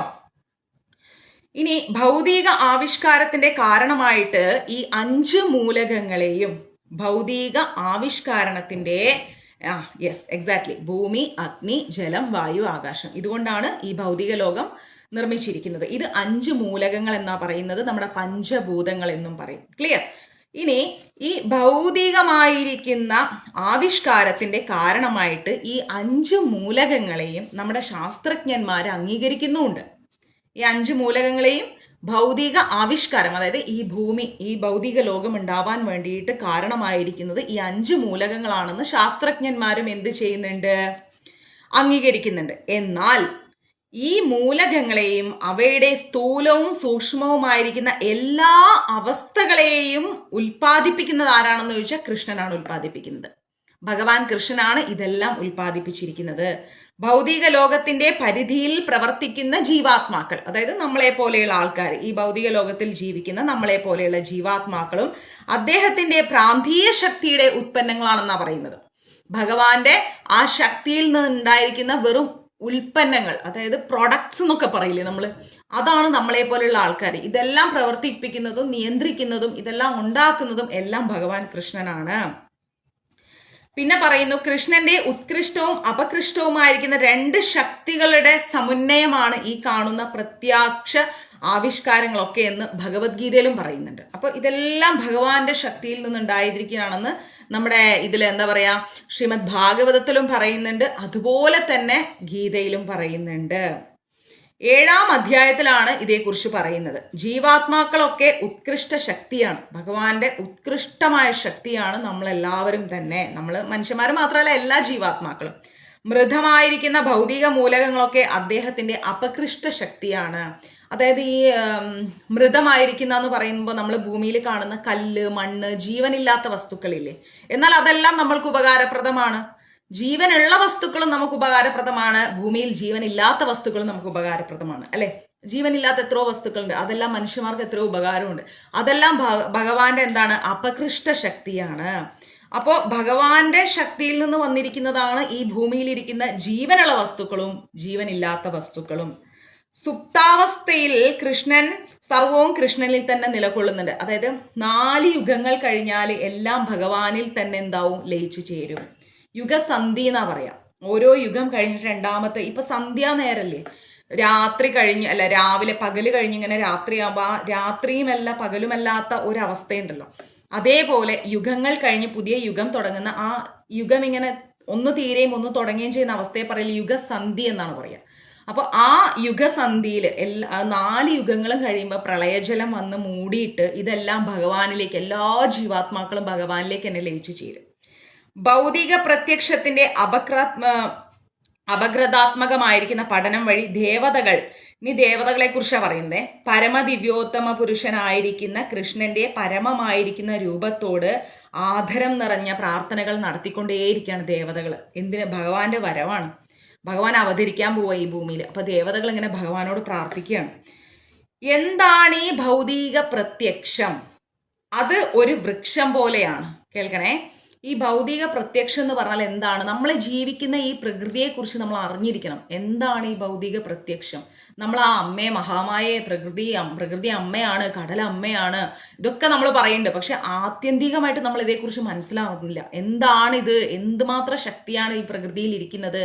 ഇതൊന്നും നമ്മൾ തിരിച്ചറിയുന്നില്ല. അപ്പൊ അതും കൂടി ഒന്ന് കേൾക്കുകയാണെങ്കിൽ ഒരു വൃക്ഷം പോലെ നമുക്ക് സങ്കല്പിക്കാം. ഓക്കെ, വൃക്ഷം തറയിൽ നിൽക്കുന്നു, അല്ലെ? മണ്ണിലാണ് വൃക്ഷം നിൽക്കുന്നത്. അതുപോലെ ഭൗതിക പ്രത്യക്ഷം എന്ന് പറയുന്ന വൃക്ഷം ഭൗതിക പ്രകൃതിയുടെ ഭൂമിയിലാണ് നിൽക്കുന്നത്. ഈ പ്രകൃതി ഭൂമിയിലാണ് നിൽക്കുന്നത്. വൃക്ഷം കാലക്രമത്തിൽ വെട്ടിക്കളയുന്നത് കൊണ്ട് ഭൗതിക പ്രത്യക്ഷത്തെ വൃക്ഷത്തോട് ഉപമിച്ചത്. വൃക്ഷം എന്നാൽ ആത്യന്തികമായി മുറിച്ചു മാറ്റപ്പെടുന്നത് എന്നർത്ഥം. എന്തായാലും നമ്മളൊരു മരം വെച്ച് കഴിഞ്ഞാൽ കുറെ കാലം കഴിയുമ്പോൾ അത് മുറിച്ചു മാറ്റും, അല്ലെ? അപ്പൊ അതുകൊണ്ട് ഭൗതിക പ്രത്യക്ഷത്തിന്റെ ഈ വൃക്ഷം ആത്യന്തിക സത്യമായി അംഗീകരിക്കാനാവില്ല. ഭൗതിക പ്രത്യക്ഷത്തിൽ കാലത്തിന്റെ സ്വാധീനം പ്രകടമാണ്, അല്ലെ? കാലം ഇങ്ങനെ മാറിക്കൊണ്ടേയിരിക്കും. നമ്മൾ ജീവിക്കുന്ന ഈ ലോകം എന്ന് പറയുന്നത് ഇന്നലെ ഉണ്ടായി, ഇന്നുണ്ടായി, നാളെ ഉണ്ടായി, കാലം മാറിക്കൊണ്ടേയിരിക്കുകയാണ്. എന്നാൽ കൃഷ്ണന്റെ ശരീരം നിത്യമാണ്. കാലം എത്ര മാറിയാലും ഭഗവാന്റെ ശരീരം എന്ന് പറഞ്ഞാൽ നിത്യമായ ശരീരമാണ്. ഭൗതിക പ്രത്യക്ഷത്തിന് മുമ്പും അത് നിലനിൽക്കുമ്പോഴും അത് നശിക്കുമ്പോഴും കൃഷ്ണന്റെ നില, അതായത് ഈ ലോകം എത്ര വട്ടം നശിച്ചാലും വീണ്ടും ഉണ്ടായാലും വീണ്ടും നശിച്ചാലും കൃഷ്ണൻ അതുപോലെ തന്നെ നിൽക്കുകയാണ്. കൃഷ്ണൻ മാറുന്നേയില്ല. അതാണ് ഭഗവാനെ നിരപേക്ഷ സത്യം എന്ന് വിളിക്കാനുള്ള കാരണം. എന്നെന്നും നിലകൊള്ളുന്നത്, സത്യമായി നിലകൊള്ളുന്ന ആരെന്ന് വെച്ചാൽ സാക്ഷാൽ ഗുരുവായൂരപ്പനാണ്. ഗുരുവായൂരപ്പന് യാതൊരു മാറ്റവും ഇല്ല. ഭൗതിക പ്രകൃതിയുടെ തറയിൽ നിൽക്കുന്ന ഭൗതിക പ്രത്യക്ഷത്തിന്റെ വൃക്ഷത്തെ കഠോപനിഷത്തിലും പറയുന്നുണ്ട്. ഈ പ്രകൃതിയെക്കുറിച്ചാണ്. കൂടുതൽ ഇപ്പോൾ ഡീറ്റെയിൽ ആയിട്ട് നിങ്ങൾ പോകണ്ട, കുറച്ചും കൂടി നിങ്ങൾക്ക് കൺഫ്യൂഷൻ ഉണ്ടാക്കും. പിന്നെ ഓരോന്നോരോന്ന് പഠിച്ചു വരുമ്പോൾ അത് ക്ലിയർ ആയിട്ട് ഈസി ആയിട്ട് കിട്ടും. ഓക്കെ, അങ്ങനെ എന്താണ് പറയുന്നത്? ഈ വൃക്ഷത്തിന് ഒരു വൃക്ഷത്തെമായിട്ട് സങ്കല്പിക്കുകയാണെങ്കിൽ 2 തരം പഴങ്ങളുണ്ട്, സന്താപവും സന്തോഷവും. ഒരു വൃക്ഷത്തില് 2 തരത്തിലുള്ള പഴങ്ങളുണ്ട്. അതും ഒന്ന് സങ്കല്പിക്കുക. ആ 2 തരത്തിലുള്ള പഴങ്ങൾ ഏതാണെന്ന് വെച്ചാൽ ഒന്ന് സങ്കടം, ഒന്ന് സന്തോഷം. ഓക്കെ, ശരീരമാകുന്ന വൃക്ഷത്തിൽ 2 പക്ഷികളെ പോലെയാണത്. നമ്മുടെ ഈ ശരീരം ഒരു വൃക്ഷമായിട്ട് സങ്കല്പിക്കുകയാണെങ്കിൽ ഈ ശരീരത്തിൽ 2 കാര്യങ്ങളുണ്ട്. ഒന്ന് സങ്കടമുണ്ട്, ഒന്ന് സന്തോഷമുണ്ട് നമുക്കല്ലേ. ഒരു പക്ഷി കൃഷ്ണന്റെ സ്ഥാനീക ഭാവമായിരിക്കുന്ന പരമാത്മാവ്, അതായത് നമ്മുടെ ശരീരത്തിനുള്ളിലിരിക്കുന്ന പരമാത്മാവ്. മറ്റൊന്ന് ജീവാത്മാവ്. അപ്പൊ നിങ്ങൾക്ക് എല്ലാവർക്കും അറിയാം, ഞാൻ പറഞ്ഞു തന്നിട്ട്, ജീവാത്മാവും പരമാത്മാവും ഒരുമിച്ചിട്ട് ഈ ശരീരത്തിൽ വസിക്കുമ്പോഴാണ് നമുക്ക് ജീവിക്കാൻ പറ്റുന്നത്. അപ്പോൾ ജീവാത്മാവ് ഈ ഭൗതിക പ്രത്യക്ഷം എന്ന വൃക്ഷത്തിന്റെ പഴം തിന്നുകൊണ്ടേയിരിക്കണം, അല്ലെ? ജീവാത്മാവിന് ഈ ശരീരത്തിൽ ഇരുന്നുകൊണ്ട് ജീവാത്മാവ് ഇങ്ങനെ ഇരിക്കുകയാണ്. ചിലപ്പോഴത് സന്തോഷത്തിന്റെ പഴമാകും. അതായത് നമ്മളെ ജീവിതത്തിൽ ചിലപ്പോൾ സന്തോഷങ്ങൾ വരുന്ന പറയണത്. ചില സമയത്ത് നമുക്ക് ഭയങ്കര സന്തോഷമായിരിക്കും, മറ്റു ചിലപ്പം ഭയങ്കര സങ്കടമായിരിക്കും നമുക്ക്. എന്നാൽ മറ്റേ പക്ഷിക്ക് സന്തോഷത്തിന്റെയോ സന്താപത്തിന്റെയോ പഴം തിന്നാൻ താല്പര്യമില്ല. അതായത് ജീവാത്മാവ് ഇരിക്കുന്ന ഈ ശരീരത്തിന് ചിലപ്പോൾ നമുക്ക് ഒരുപാട് സന്തോഷങ്ങൾ ഉണ്ടാവും, ചിലപ്പോൾ നമുക്ക് സങ്കടം ഉണ്ടാവും. ജീവാത്മാവ് മാത്രമല്ലല്ലോ നമ്മുടെ ശരീരത്തിലിരിക്കുന്നത്, പരമാത്മാവും കൂടി ഇരിക്കുന്നുണ്ട്. പക്ഷെ ജീവാത്മാവും ശരീരമായിട്ട് ഇങ്ങനെ കണക്ട് ചെയ്തിരിക്കുകയാണ്. പരമാത്മാവിന് സങ്കടവും ഇല്ല, സന്തോഷവും ഇല്ല, ഒന്നുമില്ല. പരമാത്മാവ് ഇങ്ങനെ സിമ്പിളായിട്ട് ഇങ്ങനെ ഇരിക്കുകയാണ് ശരീരത്തിൽ. ഓക്കെ, കാരണം അത് സ്വയം സംതൃപ്തമാണ്. പരമാത്മാവ് ആരാന്ന് വെച്ചാൽ ഭഗവാനാണ്. അപ്പൊ ഭഗവാൻ സ്വയം സംതൃപ്തമാണ്. ശരീരമാകുന്ന വൃക്ഷത്തിൽ പാർക്കുന്ന പക്ഷി അതിന്റെ പഴം തിന്നുമ്പോൾ മറ്റേത് സാക്ഷിയായി മാത്രം നിൽക്കുകയാണ്. ഇപ്പൊ ജീവാത്മാവ് ഇങ്ങനെ ശരീരത്തിൽ ഇരുന്നു കൊണ്ട് ഈ ശരീരം സങ്കടവും സന്തോഷവും എല്ലാം അനുഭവിക്കുന്നുണ്ട്. പരമാത്മാവ് ഒന്നും ചെയ്യുന്നില്ല. അദ്ദേഹം ഇതെല്ലാം നോക്കിക്കൊണ്ട് ഇങ്ങനെ ഇരിക്കുകയാണ്. കാരണം പരമാത്മാവ് നമ്മുടെ ഉള്ളിൽ ഇരുന്നുകൊണ്ട് ഒന്നും പ്രവർത്തിക്കുന്നില്ല. അദ്ദേഹം ഇങ്ങനെ നോക്കിയിരിക്കുകയാണ്. അദ്ദേഹത്തിന് സങ്കടമില്ല, സന്തോഷമില്ല, ഒന്നുമില്ല. ഒരു സ്ഥായിയായ ഭാവത്തിൽ ഇങ്ങനെ ഇരിക്കുകയാണ്. ഇങ്ങനെ ജീവാത്മാവും പരമാത്മാവും കൂടെ ശരീരത്തിൽ ഇരുന്നിട്ടാണ് നമ്മൾ ഇങ്ങനെ പ്രവർത്തിച്ചുകൊണ്ടിരിക്കുന്നത്. ക്ലിയർ? അപ്പോൾ ഈ വൃക്ഷത്തിന്റെ വേരുകൾ 3 ദിശകളിലേക്ക് പോവാണ്. അപ്പൊ നമ്മുടെ ജീവിതം ഇങ്ങനെ 3 ദിശകളിലേക്കാണ് പോകുന്നത്. ഇനി അത് നോക്കാം. എന്ന് വെച്ചാൽ 3 വേരുകൾ എന്ന് പറഞ്ഞു കഴിഞ്ഞാൽ സത്വഗുണം, രജോ ഗുണം, തമോ ഗുണം. അപ്പോൾ നമ്മുടെ ശരീരത്തിൽ ജീവാത്മാവുണ്ട്, പരമാത്മാവുണ്ട്. ജീവാത്മാവ് ശരീരവുമായി ബന്ധപ്പെട്ടിട്ട് ജീവിതത്തിൽ സന്തോഷം ഉണ്ടാവും, സങ്കടം ഉണ്ടാവും. പരമാത്മാവ് ഇതൊന്നും മൈൻഡ് ആക്കുന്നില്ല. അത്രയും മനസ്സിലായല്ലോ? ഈ ജീവാത്മാവും പരമാത്മാവും കൂടി സ്ഥിതി ചെയ്യുന്ന ഈ ശരീരത്തിൽ 3 വേരുകളെ കുറിച്ചാണ് പറയുന്നത്. ആ 3 വേര് എന്ന് പറയുന്നത് എന്താണ്? 3 ഗുണങ്ങളാണ്. സത്വഗുണം, രജോ ഗുണം, തമോ ഗുണം. ഇത്രയും കിട്ടിയില്ലേ? ഇത് ഈ ഭൗതിക പ്രകൃതിയുടെ ത്രിഗുണങ്ങളാണെന്നാണ് പറയുന്നത്. വൃക്ഷത്തിന്റെ വേരുകൾ വ്യാപിക്കുന്നത് പോലെ ഭൗതിക പ്രകൃതിയുടെ ഗുണങ്ങളുമായിട്ട് ഇങ്ങനെ ബന്ധപ്പെടുകയാണ്. നമ്മളുടെ ശരീരവും നമ്മുടെ ജീവിതവും പ്രകൃതിയൊക്കെ ആയിട്ട് ഈ 3 സ്വഭാവങ്ങളും കണക്റ്റ് ആയിക്കൊണ്ടിരിക്കുകയാണ്. അപ്പോൾ ഈ 3 സ്വഭാവവും കൂടി കണക്റ്റായിട്ട് ധർമ്മം, അർത്ഥം, കാമം, ഒടുവിൽ മോക്ഷമാണ് നമുക്ക് ആവശ്യം, അല്ലെ? മോക്ഷമുണ്ടെങ്കിലേ നമുക്ക് ഈ ഭൂമിയിലേക്ക് ഇനി വരാതിരിക്കാൻ പറ്റും. അപ്പോൾ ധർമാർത്ഥ കാമ മോക്ഷത്തിലൂടെയാണ് നമ്മുടെ ജീവിതം കടന്നു പോകുന്നത്. എങ്ങനെ കടന്നു പോകുന്നു എന്ന് ചോദിച്ചു കഴിഞ്ഞാൽ, ഈ ഭൗതിക പ്രകൃതിയുടെ 3 ഗുണങ്ങളുമായിട്ട് സംഗമിച്ചിട്ട് ഭൗതിക പ്രകൃതിയുടെ 3 ഗുണങ്ങളുമായിട്ട് നമ്മളിങ്ങനെ സംസർഗം അനുസരിച്ച് ജീവാത്മാക്കള് ധർമാർത്ഥ കാമ മോക്ഷങ്ങളെ വ്യത്യസ്തമായിട്ട് കാണുകയാണ്. എങ്ങനെ ജീവിക്കണം, എങ്ങനെ ജീവിക്കേണ്ടെന്ന് നമ്മൾ തന്നെ സ്വയം തീരുമാനിക്കണം. 3 ഗുണങ്ങളിലൂടെ. അതായത് ത്രിഗുണങ്ങളെ കുറിച്ച് നമ്മൾ പഠിച്ചു, അല്ലേ? സത്വഗുണം, രജോ ഗുണം, തമോ ഗുണം. അപ്പം നമ്മൾ തന്നെ സ്വയം ഈ ഭൗതിക പ്രകൃതിയുമായിട്ട് കണക്റ്റ് ആയിട്ട് നമ്മൾ ഏത് ഗുണം തിരഞ്ഞെടുത്ത് ജീവിക്കണം എന്ന് നമ്മൾ തന്നെ സ്വയം തീരുമാനിക്കണം. അപ്പം സത്വഗുണത്തിലൂടെ ജീവിക്കുകയാണെങ്കിൽ നമ്മൾ ആരെ ഉപദ്രവിക്കാതെ, നമ്മളെ ഉപദ്രവിക്കുന്നവരോട് പോലും വെറുപ്പില്ലാതെ നമ്മൾ അങ്ങനെ പോകും. ഇനി രജോ ഗുണമാണെങ്കിലോ അല്ലറ ചില്ലറ ദേഷ്യവും വാശിയും വഴക്കൊക്കെ നമ്മൾ എല്ലാവരുമായിട്ട് ഉണ്ടാക്കും. ഇനി തമോ ഗുണമാണെങ്കിലും മഹാപൊട്ടയായിരിക്കും. അപ്പൊ ഇങ്ങനെ 3 ഗുണങ്ങൾ നമ്മളെ മുമ്പിലുണ്ട്. ഈ 3 ഗുണങ്ങളിൽ ഏത് ഗുണങ്ങളിലൂടെ ജീവിച്ചു പോകണം, ഈ ഭൗതിക പ്രകൃതിയുമായിട്ട് കണക്റ്റ് ആയിട്ട് ഏത് ഗുണങ്ങളിലൂടെ നമ്മൾ ജീവിച്ചു പോകണം എന്നുള്ളത് നമ്മൾ തീരുമാനിച്ചിട്ട് നല്ല ഗുണത്തിലൂടെ ജീവിച്ചാൽ നമുക്ക് എന്താ കിട്ടുക? ഉറപ്പായിട്ട് നമുക്ക് മോക്ഷമാണ് ലഭിക്കുന്നത്. ധർമാർത്ഥ കാമ മോക്ഷങ്ങൾ അനുസരിച്ച് നമ്മൾ ജീവിച്ചിട്ട് അവസാനം മോക്ഷത്തിൽ എത്തണോ വേണ്ടെന്ന് തീരുമാനിക്കുന്നത് നമ്മളാണ്, അല്ലേ? അതാണ് ഇതിൽ പറയുന്നത്. അപ്പോൾ ഈ ഭൗതിക പ്രകൃതിയുടെ രുചി അനുഭവിക്കുന്ന ആരാന്ന് വെച്ചാൽ പഞ്ചേന്ദ്രിയങ്ങളാണ്. അപ്പം നമ്മൾ നല്ല രീതിയിൽ ജീവിക്കുകയാണെങ്കിൽ പഞ്ചേന്ദ്രിയങ്ങളും, നമ്മളുടെ ശരീരത്തിലെ പഞ്ചേന്ദ്രിയങ്ങളും സ്വസ്ഥതയും സമാധാനവും അനുഭവിക്കുന്നുണ്ട്. നമുക്ക് ജീവിതത്തിൽ സങ്കടം ഉണ്ടാവും, സന്തോഷവും ഉണ്ടാവും. ഈ സങ്കടവും സന്തോഷവും ജീവാത്മാവും ശരീരവുമായിട്ട് കണക്ട് ചെയ്തിട്ടാണ് മുന്നോട്ട് കൊണ്ടുപോകുന്നത്. പരമാത്മാവ് ഇതെല്ലാം നോക്കിയിരിക്കുന്നു. വളരെ സിമ്പിളായിട്ട് ഞാൻ പറഞ്ഞിട്ടാണ്, അത് അങ്ങനെ കണക്ട് ചെയ്തെടുക്കാം കേട്ടോ. പരമാത്മാവ് ഇങ്ങനെ നോക്കിയിരിക്കുകയാണ്. എന്നിട്ട് ഈ പ്രകൃതിയിൽ 3 ഗുണങ്ങളുണ്ട്. ഏത് ഗുണം അനുസരിച്ച് ജീവിക്കണമെന്ന് നമ്മൾ ചിന്തിക്കണം, നമ്മൾ തീരുമാനിക്കണം. അതിനനുസരിച്ച് ഇതിൻ്റെ സുഖം അനുഭവിക്കുന്നത് പഞ്ചേന്ദ്രിയങ്ങളാണ്. എങ്ങനെയാ പഞ്ചേന്ദ്രിയങ്ങൾ സുഖം അനുഭവിക്കുക? എപ്പോഴും ഒരാൾ വന്ന് ഒരാളെ പറ്റി ഇങ്ങനെ കുറ്റം പറഞ്ഞുകൊണ്ടിരുന്നാൽ നമുക്ക് ഇറിറ്റേഷൻ ആവും, അല്ലേ? എപ്പോഴും ദുഃഖം കണ്ടുകൊണ്ടിരുന്നാൽ നമുക്ക് വിഷമാവും. ഇനി എപ്പോഴും ഒരാളോട് വഴക്കിടേണ്ടി വന്നാൽ നമുക്ക് ഇറിറ്റേഷൻ ആവും. അപ്പൊ ഇതൊക്കെ ഇന്ദ്രിയങ്ങൾ കൊണ്ടാണ് നമ്മൾ ഫീൽ ചെയ്യുന്നത്. ഒരാളെ കുറ്റം, കുറവ് ഇതെപ്പോഴും കേൾക്കുന്ന ചെവി കൊണ്ടാണ് കേൾക്കുക. എപ്പോഴും ഒരാളെ തന്നെ നമ്മളിങ്ങനെ ഇതാക്കിക്കൊണ്ടിരുന്നു കഴിഞ്ഞാൽ നമുക്ക് അതൊരു ഇറിറ്റേഷനാണ്. എപ്പോഴും നമ്മൾ ഒരു ഇഷ്ടപ്പെടാത്തൊരു കാര്യം നമ്മൾ കണ്ടുകൊണ്ടിരിക്കണം നമ്മുടെ കണ്ണുകൾ കൊണ്ട്, അത് നമുക്കൊരു ഇറിറ്റേഷനാണ്. ഒരാളെ 24 hours ചീത്ത പറഞ്ഞുകൊണ്ടിരിക്കേണ്ട അവസ്ഥ, അപ്പം എന്താ സംഭവിക്കുക? അത് അതിനേക്കാൾ തലവേദനയാണ് നമുക്ക്. അപ്പം ഇങ്ങനെയുള്ള അവസ്ഥയിലൂടെ നമ്മൾ കടന്നു പോകുമ്പം നമുക്ക് എന്താ പറ്റുകയെന്ന് വെച്ചാൽ ഇന്ദ്രിയങ്ങൾക്കാണ് ക്ഷതമേൽക്കുന്നത്. കേൾക്കാനും കാണാനൊന്നും ഇഷ്ടമില്ലാത്ത കുറേ കാര്യങ്ങളൊക്കെ കാണുമ്പോൾ ബുദ്ധിമുട്ടാണ്. അപ്പോൾ ഇതൊന്നുമില്ല, നമ്മൾ ആരെക്കുറിച്ചും മോശമായിട്ട് കേൾക്കാനും പോണില്ല, പറയാനും പോണില്ല. ഒരാൾ ഒരിക്കലും വഴക്ക് പറയേണ്ടി വരുന്നില്ല. നമ്മൾ നല്ല പീസ്ഫുൾ ആയിട്ടിരിക്കുകയാണ്, ടെൻഷൻലെസ് ആയിട്ടിരിക്കുകയാണെങ്കിൽ സമാധാനം ഓട്ടോമാറ്റിക്കലി നമുക്ക് ഉണ്ടാവും. ആ സമാധാനം നമ്മുടെ ഇന്ദ്രിയങ്ങളാണ് അനുഭവിക്കുന്നത്, അല്ലേ? നല്ലത് കാണുക, നല്ലത് കേൾക്കുക, നല്ലത് പറയാൻ സാധിക്കുമ്പോൾ നമുക്ക് മനസ്സമാധാനം ഉണ്ടാവും. അതുകൊണ്ടാണ് പറയുന്നത് ഈ ഭൗതിക ഫലങ്ങളുടെ രുചി അനുഭവിക്കുന്നത് പഞ്ചേന്ദ്രിയങ്ങളിലൂടെയാണ് എന്ന് പറയാൻ കാരണം. അറിവ് നേടാൻ സഹായിക്കുന്ന ഈ പഞ്ചേന്ദ്രിയങ്ങൾ 6 ശിക്ഷയ്ക്ക് വിധേയമാകുന്നുണ്ട്. അറിവ് നേടാൻ സഹായിക്കുന്ന ഈ പഞ്ചേന്ദ്രിയങ്ങൾ 6 തരത്തിലുള്ള ശിക്ഷ അനുഭവിക്കുന്നുണ്ട്. എന്താ അത്? വിലാപം, വിഭ്രമം, വ്യാധി, വിശപ്പ്, ദാഹം, മരണം. ആൾക്കെല്ലാം എഴുതിയെടുത്തോളൂ. 6 തരത്തിലുള്ള ശിക്ഷ ഈ പഞ്ചേന്ദ്രിയങ്ങൾ, അതായത് അറിവ് നേടാൻ സഹായിക്കുന്ന ഈ പഞ്ചേന്ദ്രിയങ്ങൾ 6 തരത്തിലുള്ള ശിക്ഷ അനുഭവിക്കുന്നുണ്ട്. ആ ശിക്ഷ ഏതൊക്കെയാന്ന് വെച്ചാൽ വിലാപം അനുഭവിക്കുന്നുണ്ട്, അല്ലെ? വിഭ്രമം അനുഭവിക്കുന്നുണ്ട്, വ്യാധി അനുഭവിക്കുന്നുണ്ട്, വിശപ്പ് അനുഭവിക്കുന്നുണ്ട്, ദാഹം അനുഭവിക്കുന്നുണ്ട്, അവസാനം മരിക്കുന്നുണ്ട്. ഈ പഞ്ചേന്ദ്രിയങ്ങൾക്ക് സംഭവിക്കുന്ന കാര്യങ്ങളാണ്. ഈ 6 തരം ദുഃഖങ്ങൾ ഈ പഞ്ചേന്ദ്രിയങ്ങൾ അനുഭവിക്കുന്നുണ്ട്. ഈ ഭൗതിക ദേഹം, അതായത് നമ്മുടെ ഈ ശരീരം അഥവാ ഭൗതിക പ്രത്യക്ഷം, അത് വിട്, ഭൗതിക പ്രത്യക്ഷം എന്ന് പറഞ്ഞാൽ നിങ്ങൾക്ക് കണക്റ്റ് ആവില്ല. നമ്മുടെ ഈ ഭൗതിക ശരീരം, നമ്മൾ ഈ ഞാനെന്ന് മുറവിളി കൂട്ടുന്ന നമ്മുടെ ഈ ശരീരം 7 പാളികൾ കൊണ്ട് മൂടിയിരിക്കുകയാണ്. നമ്മുടെ ഈ ശരീരം 7 പാളികൾ കൊണ്ടാണ് മൂടിയിരിക്കുന്നത്. എങ്ങനെയാണ് 7 പാളികൾ? എന്തൊക്കെയാണ്, ഏതൊക്കെയാണ് ആ 7 പാളികൾ എന്ന് വെച്ച് കഴിഞ്ഞാൽ ത്വക്ക്, പേശി, മാംസം, മജ്ജ, അസ്ഥി, മേധസ്, ശുക്ലം. അപ്പോൾ നമ്മുടെ ശരീരം ഒറ്റ വാക്കിൽ സിമ്പിളായിട്ട് പറഞ്ഞുതരാം. ജീവാത്മാവ് പരമാത്മാവ് ശരീരത്തിൽ കയറുന്നു. ക്ലിയർ?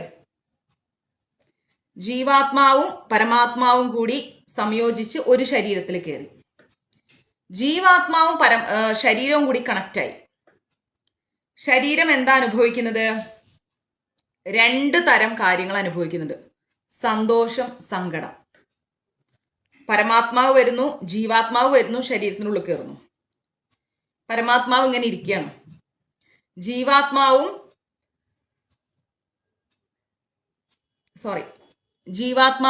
ശരീരവും കൂടെ കണക്റ്റ് ആയിട്ട് 2 തരം കാര്യങ്ങൾ അനുഭവിക്കുന്നു. സങ്കടവും സന്തോഷവും. അതുവരെ കിട്ടിയല്ലോ. ഈ സങ്കടവും സന്തോഷവും കൂടി അനുഭവിച്ച് എന്താ ഉണ്ടാവുന്നത്? പ്രകൃതിയുമായി കണക്റ്റ് ആയിട്ട് 3 ഗുണങ്ങളിലേക്ക് നമ്മൾ മാറിപ്പോണ്ട്. സത്വഗുണം, രജോ ഗുണം, തമോ ഗുണം. പരമാത്മാവും ജീവാത്മാവും ശരീരത്തിൽ വരുന്നു. ജീവാത്മാവും ശരീരവും കൂടി കണക്റ്റ് ആവുന്നു. അതിൽ സന്തോഷവും സങ്കടവും നമ്മുടെ ശരീരം അനുഭവിച്ചു വരുന്നു. ഈ സങ്കടവും സന്തോഷവും അനുഭവിക്കുന്നത് പ്രകൃതിയിലെ 3 ഗുണങ്ങളിലേക്ക് നമ്മൾ പോകുമ്പോഴാണ്. സത്വഗുണം, രജോ ഗുണം, തമോ ഗുണം. ഈ 3 ഗുണങ്ങളുമായി കണക്റ്റ് ആയിട്ടാണ് നമ്മൾ ജീവിതം മുന്നോട്ട് കൊണ്ടുപോകുന്നത്, അല്ലേ? ഈ ജീവിതം മുന്നോട്ട് കൊണ്ടുപോണ സമയത്ത് നമുക്ക് എന്താ സംഭവിക്കുന്നത്? ധർമാർത്ഥ കാമ മോക്ഷങ്ങളിലൂടെയാണ് നമ്മൾ കടന്നു പോകുന്നത്. 3 ഗുണങ്ങൾ നമ്മൾ രുചിച്ചുകൊണ്ടാണ് ജീവിതം മുന്നോട്ട് കൊണ്ടുപോകുന്നത്. ധർമാർത്ഥ കാമ മോക്ഷങ്ങൾ. അങ്ങനെ വന്ന് എന്തുണ്ടാവും? നമുക്ക് ഈ ഒരു നല്ല ജീവിതത്തിൽ നമ്മൾ സന്തോഷത്തോടെ ജീവിക്കണോ, സമാധാനത്തോടെ ജീവിക്കണോ, സ്ട്രെസ് അനുഭവിച്ച് ജീവിക്കണോ, എല്ലാം നമ്മൾ അനുഭവിക്കുന്ന ആരായിരിക്കും? നമ്മുടെ ശരീരത്തിലെ പഞ്ചേന്ദ്രിയങ്ങൾ. നല്ലത് മാത്രം കാണണം എന്ന് ജീവിക്കുന്ന ഒരാൾ നല്ലത് മാത്രമേ കാണൂ. ഒരാളെ കുറിച്ച് കുറ്റം കേട്ടുകൊണ്ടിരിക്കാൻ നമുക്ക് ഇറിറ്റേഷനോ, നമ്മുടെ പഞ്ചേന്ദ്രിയങ്ങൾ കേൾക്കാൻ ഇഷ്ടമില്ലാണോ നമുക്ക്? അപ്പോൾ പഞ്ചേന്ദ്രിയങ്ങളാണ് ഇത് അനുഭവിക്കുന്നത്. ക്ലിയർ? ഇങ്ങനെ പഞ്ചേന്ദ്രിയങ്ങൾ കൊണ്ട് ധർമാർത്ഥ കാമമോക്ഷങ്ങളിലൂടെ ത്രിഗുണങ്ങളിലേക്ക് ലയിച്ചിട്ട് നമ്മൾ ജീവിക്കുന്ന സമയത്ത് നമ്മൾക്ക് 6 ശിക്ഷകൾ ലഭിക്കുന്നുണ്ട്. എന്തൊക്കെയാണ്? വിലാപം, വിഭ്രമം, വ്യാധി, വിശപ്പ്, ദാഹം, മരണം. ഇങ്ങനെ 6 ശിക്ഷകൾ നമുക്ക് ലഭിച്ചുകൊണ്ട് നമ്മൾ എന്ത് ചെയ്യുന്നു? ജീവിച്ചങ്ങനെ പോവാണ്.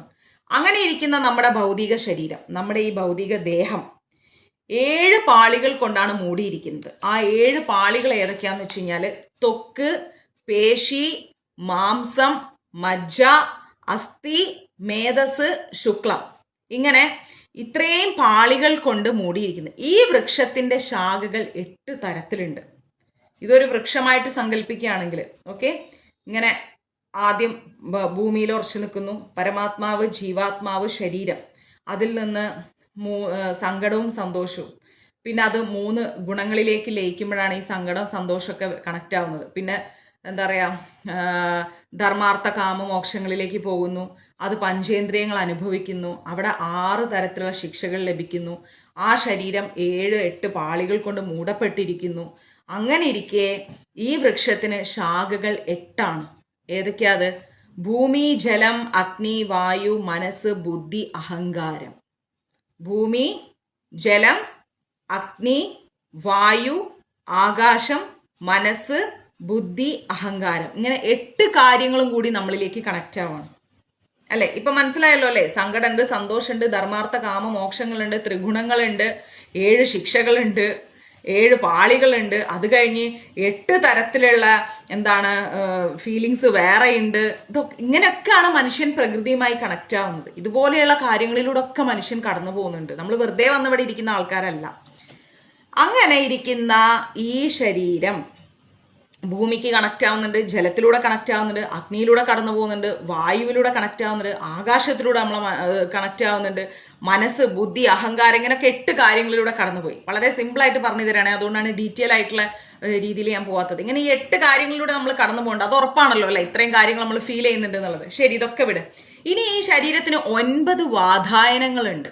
നമ്മൾ ഈ പറയുന്ന ഞാനെന്ന ശരീരത്തിന് 9 വാതായനങ്ങളുണ്ട്. ആ 9 വാതായനങ്ങൾ എന്ന് പറഞ്ഞാൽ 2 കണ്ണ് നമുക്കുണ്ട് അല്ലേ?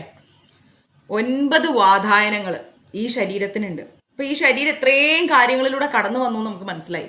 ജീവാത്മാവും പരമാത്മാവും കൂടി കണക്റ്റായി ഒരു ശരീരം സ്വീകരിച്ചിട്ട് ഈ ശരീരം കടന്നു വരുന്ന വഴികളാണ് ഇതൊക്കെ. അവസാനം ഈ ശരീരം 9 വാതായനങ്ങളും ഈ ശരീരത്തിനുണ്ട്. ഏതൊക്കെയാണ്? 2 കണ്ണ്, 2 നാസാധാരം, 2 ചെവി, 1 വായി, 1 ജനനേന്ദ്രിയം, 1 ഗുദം. ഇങ്ങനെ എന്താണ് 9 വാതായനങ്ങൾ, നവദ്വാരങ്ങൾ എന്ന് പറയും നമ്മൾ. അത് ഉറപ്പല്ലേ? ഈ 9 നവദ്വാരങ്ങളും നമ്മുടെ ഈ ശരീരത്തിനുണ്ട്. പിന്നെയോ അതിൻ്റെ ഉള്ളില് 10 വായുക്കൾ സ്ഥിതി ചെയ്യുന്നുണ്ട് ഈ ശരീരത്തിൽ. 9 വാതായനങ്ങളും 10 വായുക്കളും നമ്മുടെ ശരീരത്തിൽ. നമ്മുടെ ശരീരത്തെ പറ്റി നമ്മൾ എന്താ വിചാരിച്ചിരിക്കുന്നത്? ആദ്യം പ്രകൃതിയുമായി കണക്റ്റായി, നമ്മുടെ പരമാത്മാവും ജീവാത്മാവുമായി കണക്റ്റായി ശരീരം കിട്ടിക്കഴിഞ്ഞാൽ ശരീരം കടന്നു പോണ അവസ്ഥകളെക്കുറിച്ചൊന്ന് ആലോചിച്ച് നോക്കിക്കേ. അവസാനം 9 വാതായനങ്ങൾ, നവധാരങ്ങളും കഴിഞ്ഞ് നമ്മളെ ശരീരത്തിൽ 10 വായുക്കൾ സ്ഥിതി ചെയ്യുന്നുണ്ട്. പ്രാണൻ, അപാനൻ, ഉദാനൻ, വ്യാനൻ, സമാനൻ, അങ്ങനെ പറഞ്ഞ് 10 വായുക്കൾ സ്ഥിതി ചെയ്യുന്നു. ഒരു മരത്തിലിരിക്കുന്ന 2 പക്ഷികൾ, മുകളിൽ പറഞ്ഞതുപോലെ ജീവാത്മാവും അതുപോലെ സ്ഥാനികമായിരിക്കുന്ന പരമാത്മാവും. ഒരു മരത്തിൻ്റെ മുകളിൽ 2 കിളികൾ ഇരിക്കുകയാണ്, ജീവാത്മാവും പരമാത്മാവും. ഇത് രണ്ടും കൂടി ചേർന്നിട്ട് ഒരു ശരീരം സ്വീകരിച്ച് ആ ശരീരത്തിലൂടെയാണ് ഇത്രയും 3 ത്രിഗുണങ്ങളുമായിട്ട് കണക്റ്റായി, നവദ്വാരങ്ങൾ, അതെ, ത്രിഗുണങ്ങളായിട്ട് കണക്റ്റായി ധർമാർത്ഥ കാമ മോക്ഷങ്ങളിലൂടെ കടന്നുപോയി അതിൻ്റെ സുഖങ്ങളും ദുഃഖങ്ങളൊക്കെ ഇന്ദ്രിയങ്ങൾ അനുഭവിച്ച് അതിലൂടെയുള്ള ശിക്ഷകൾ വാങ്ങി ഇതെല്ലാം കഴിഞ്ഞ് നമ്മുടെ ശരീരത്തിലേക്ക് എത്തുമ്പോൾ ഈ ശരീരത്തെക്കുറിച്ചൊന്ന് ആലോചിച്ച് നോക്കിക്കേ. ജീവാത്മാവും പരമാത്മാവും ഇങ്ങനെ ഇരിക്കുക, എന്നിട്ട് ഈ ശരീരം കടന്നു പോകുന്ന അവസ്ഥകൾ, ഇതൊന്നും മനസ്സിലാക്കാതെയാണ് ഞാനെന്ന് പറഞ്ഞുകൊണ്ട് നമ്മൾ മുറവിളി കൂട്ടുന്നത്. ഭൗതികമായിരിക്കുന്ന പ്രത്യക്ഷത്തിൻ്റെ, ഈ ഭൗതിക പ്രത്യക്ഷത്തിൻ്റെ അടിസ്ഥാന കാരണം എന്ന് പറഞ്ഞാൽ പരമാത്മാവാണല്ലേ? ഇവിടെ പരമാത്മാവും ജീവാത്മാവും പോയി കഴിഞ്ഞാൽ എന്തായി? എല്ലാം തീർന്നു, ഒന്നുമില്ല. അപ്പോൾ പരമാത്മാവ് സ്വയം വികസിച്ചിട്ട് ഭൗതിക ലോകത്തിലെ ഈ ത്രിഗുണങ്ങളുടെ ചുമതല എടുക്കുകയാണ്. ഈ ലോകത്തിലെ 3 ഗുണങ്ങളുടെ ചുമതല ആരാ എടുക്കുന്നത്? പരമാത്മാവ് എടുക്കുന്നത്. വിഷ്ണു സത്വഗുണത്തിന്റെ ചുമതലയാണ് എടുക്കുന്നത്. ഓക്കെ, വിഷ്ണു ഭഗവാൻ സത്വഗുണത്തിന്റെ ചുമതലയും ബ്രഹ്മദേവൻ രജോ ഗുണത്തിന്റെ ചുമതല എടുക്കുന്നു. പിന്നെയോ മഹാദേവൻ തമോ ഗുണത്തിന്റെ ചുമതലയാണ് എടുക്കുന്നത്. രജോ ഗുണം കൊണ്ട് ബ്രഹ്മദേവൻ എന്താ ചെയ്യുന്നത്? ഈ ഭൗതിക ലോകം സൃഷ്ടിക്കുകയാണ് രജോ ഗുണം കൊണ്ട്. സത്വഗുണം കൊണ്ട് ഈ ലോകത്തെ നിലനിർത്തുന്നത് ആരാണ്? ഭഗവാൻ വിഷ്ണുവാണ്. തമോ ഗുണം കൊണ്ട് മഹാദേവൻ എന്ത് ചെയ്യുന്നു? സംഹാരവും ചെയ്യുന്നുണ്ട്. അത്രയും മനസ്സിലായല്ലോ. മറ്റ് മുമ്പേ പറഞ്ഞ കാര്യങ്ങൾ ജസ്റ്റ് കേട്ട് പോയാൽ മതി, നിങ്ങൾ മൈൻഡിൽ വെക്കണം. നിങ്ങൾക്ക് അത് മൈൻഡിൽ വെക്കാൻ കഴിയില്ല, അതുകൊണ്ട് വിട്ടേക്കും. ജസ്റ്റ് അങ്ങനെ കേട്ട് പോയല്ലോ. നമ്മൾ ഇങ്ങനെയാണ് ജീവാത്മാവും പരമാത്മാവും കണക്റ്റായി ഇങ്ങനെ പോകുന്നു, ഇങ്ങനെ കേട്ട് പോകും. മൈൻഡിൽ വെക്കേണ്ട, ആ മൈൻഡിൽ വെച്ച കൺഫ്യൂഷനായി പോകും. ജസ്റ്റ് കേട്ടാൽ മതി. പക്ഷെ ഇവിടെ മുതൽ ശ്രദ്ധിച്ച് മനസ്സിൽ വെക്കും. 3 ഗുണങ്ങൾ കൊണ്ട് 3 കാര്യങ്ങളിലൂടെ ഇവിടെ കാര്യങ്ങൾ നടക്കുന്നുണ്ട്. എന്തൊക്കെയാണെന്ന് മനസ്സിലായല്ലോ. ബ്രഹ്മദേവൻ രജോ ഗുണം കൊണ്ടാണ് ഈ ലോകം സൃഷ്ടിക്കുന്നത്. അത് ഓർമ്മയിൽ വെക്കൂ.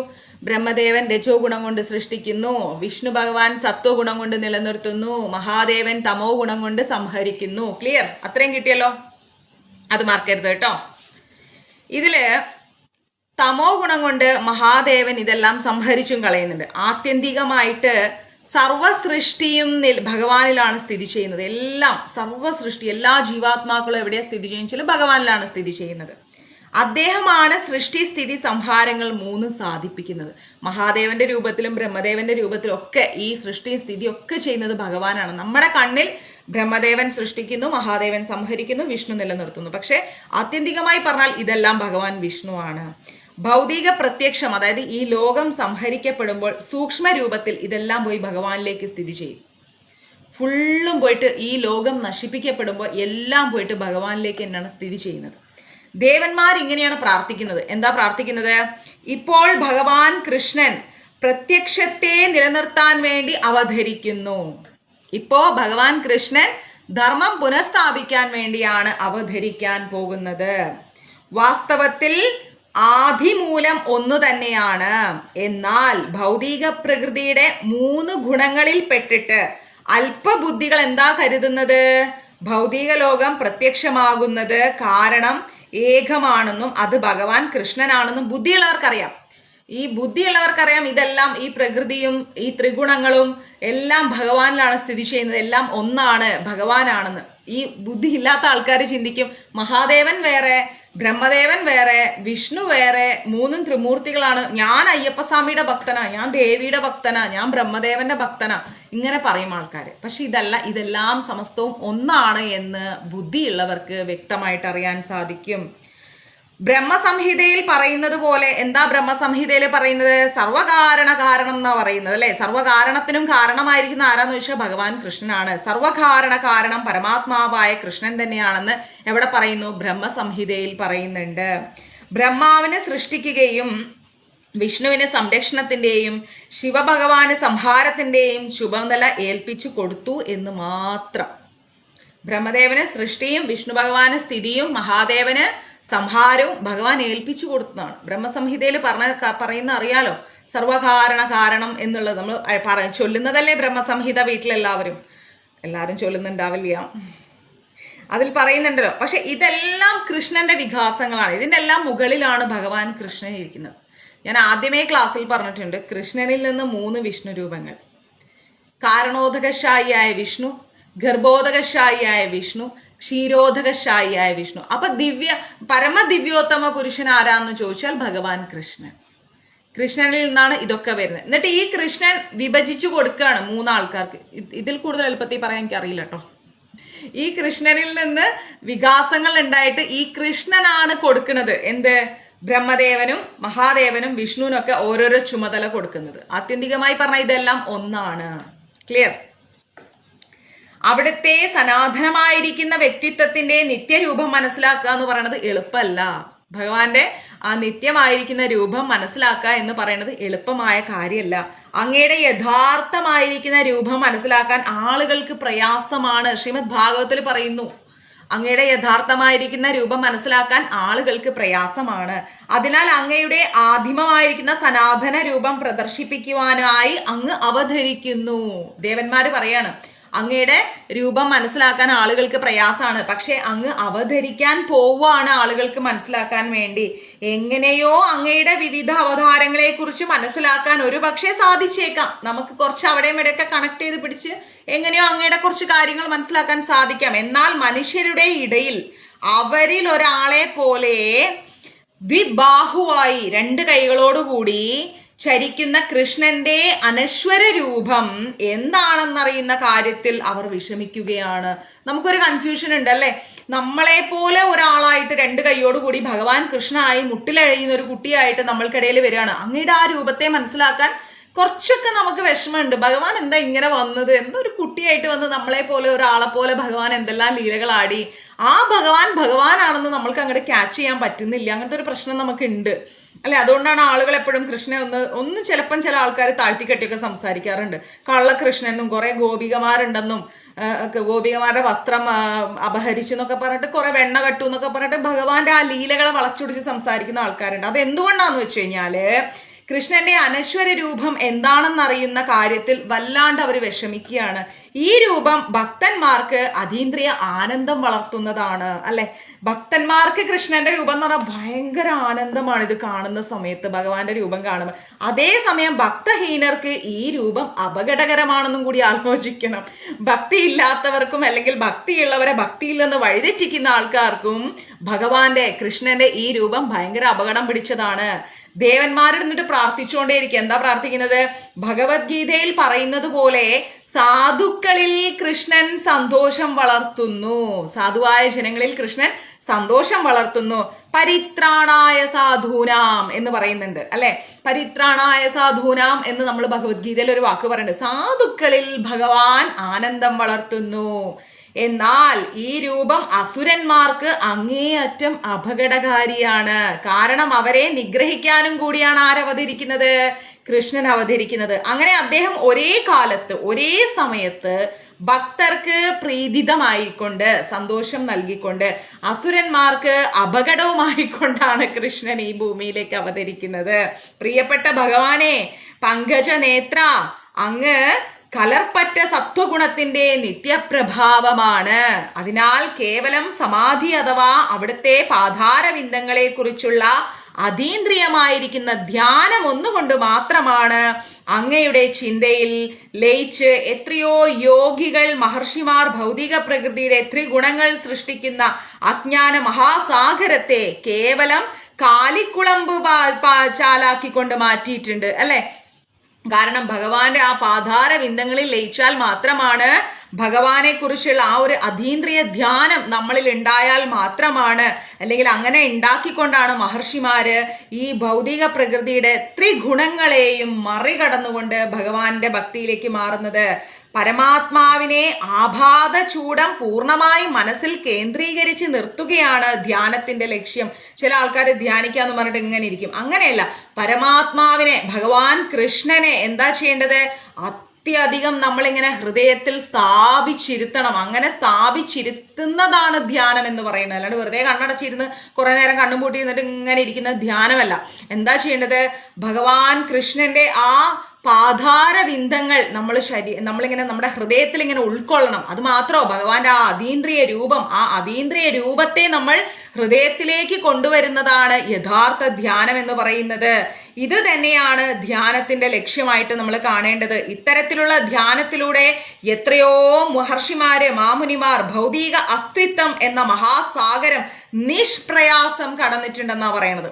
ഒരുപാട് മഹർഷിമാര് ഈ ലോകത്ത് നിന്ന് അതീന്ദ്രിയ ലോകത്തിലേക്ക് എത്തിയിട്ടുണ്ട്. ഈ ലോകവുമായിട്ട് ഡിസ്കണക്റ്റഡ് ആയിട്ടുണ്ട്. പക്ഷെ നമ്മളെ പോലുള്ള ആളുകൾക്ക് എപ്പോഴും അത് വേണം, ഇത് വേണം, അങ്ങനെ പോകണം, ഇങ്ങനെ പോകണം, ഞാൻ എനിക്ക് അത് അത്ര വേണം, ഇത്ര വേണം, എനിക്ക് ഇനിയും വളരണം, സാമ്പത്തികമായി ഉയരണം, ഇതൊന്നും നിലനിൽപ്പില്ല എന്നുള്ള കാര്യം നമ്മൾ മനസ്സിലാക്കണം.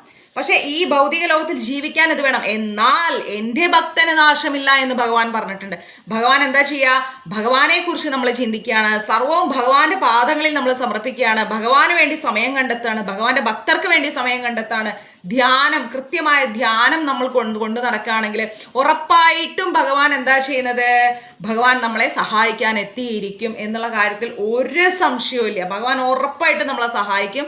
അത് ഏത് സാഹചര്യത്തിലും ഭഗവാൻ നമ്മളെ കൈപിടിച്ചുയർത്തും. അതിനായിട്ട് ഭഗവാൻ ആരെങ്കിലും നിശ്ചയിക്കുന്നുള്ള കാര്യം നമ്മൾ മനസ്സിലാക്കുക.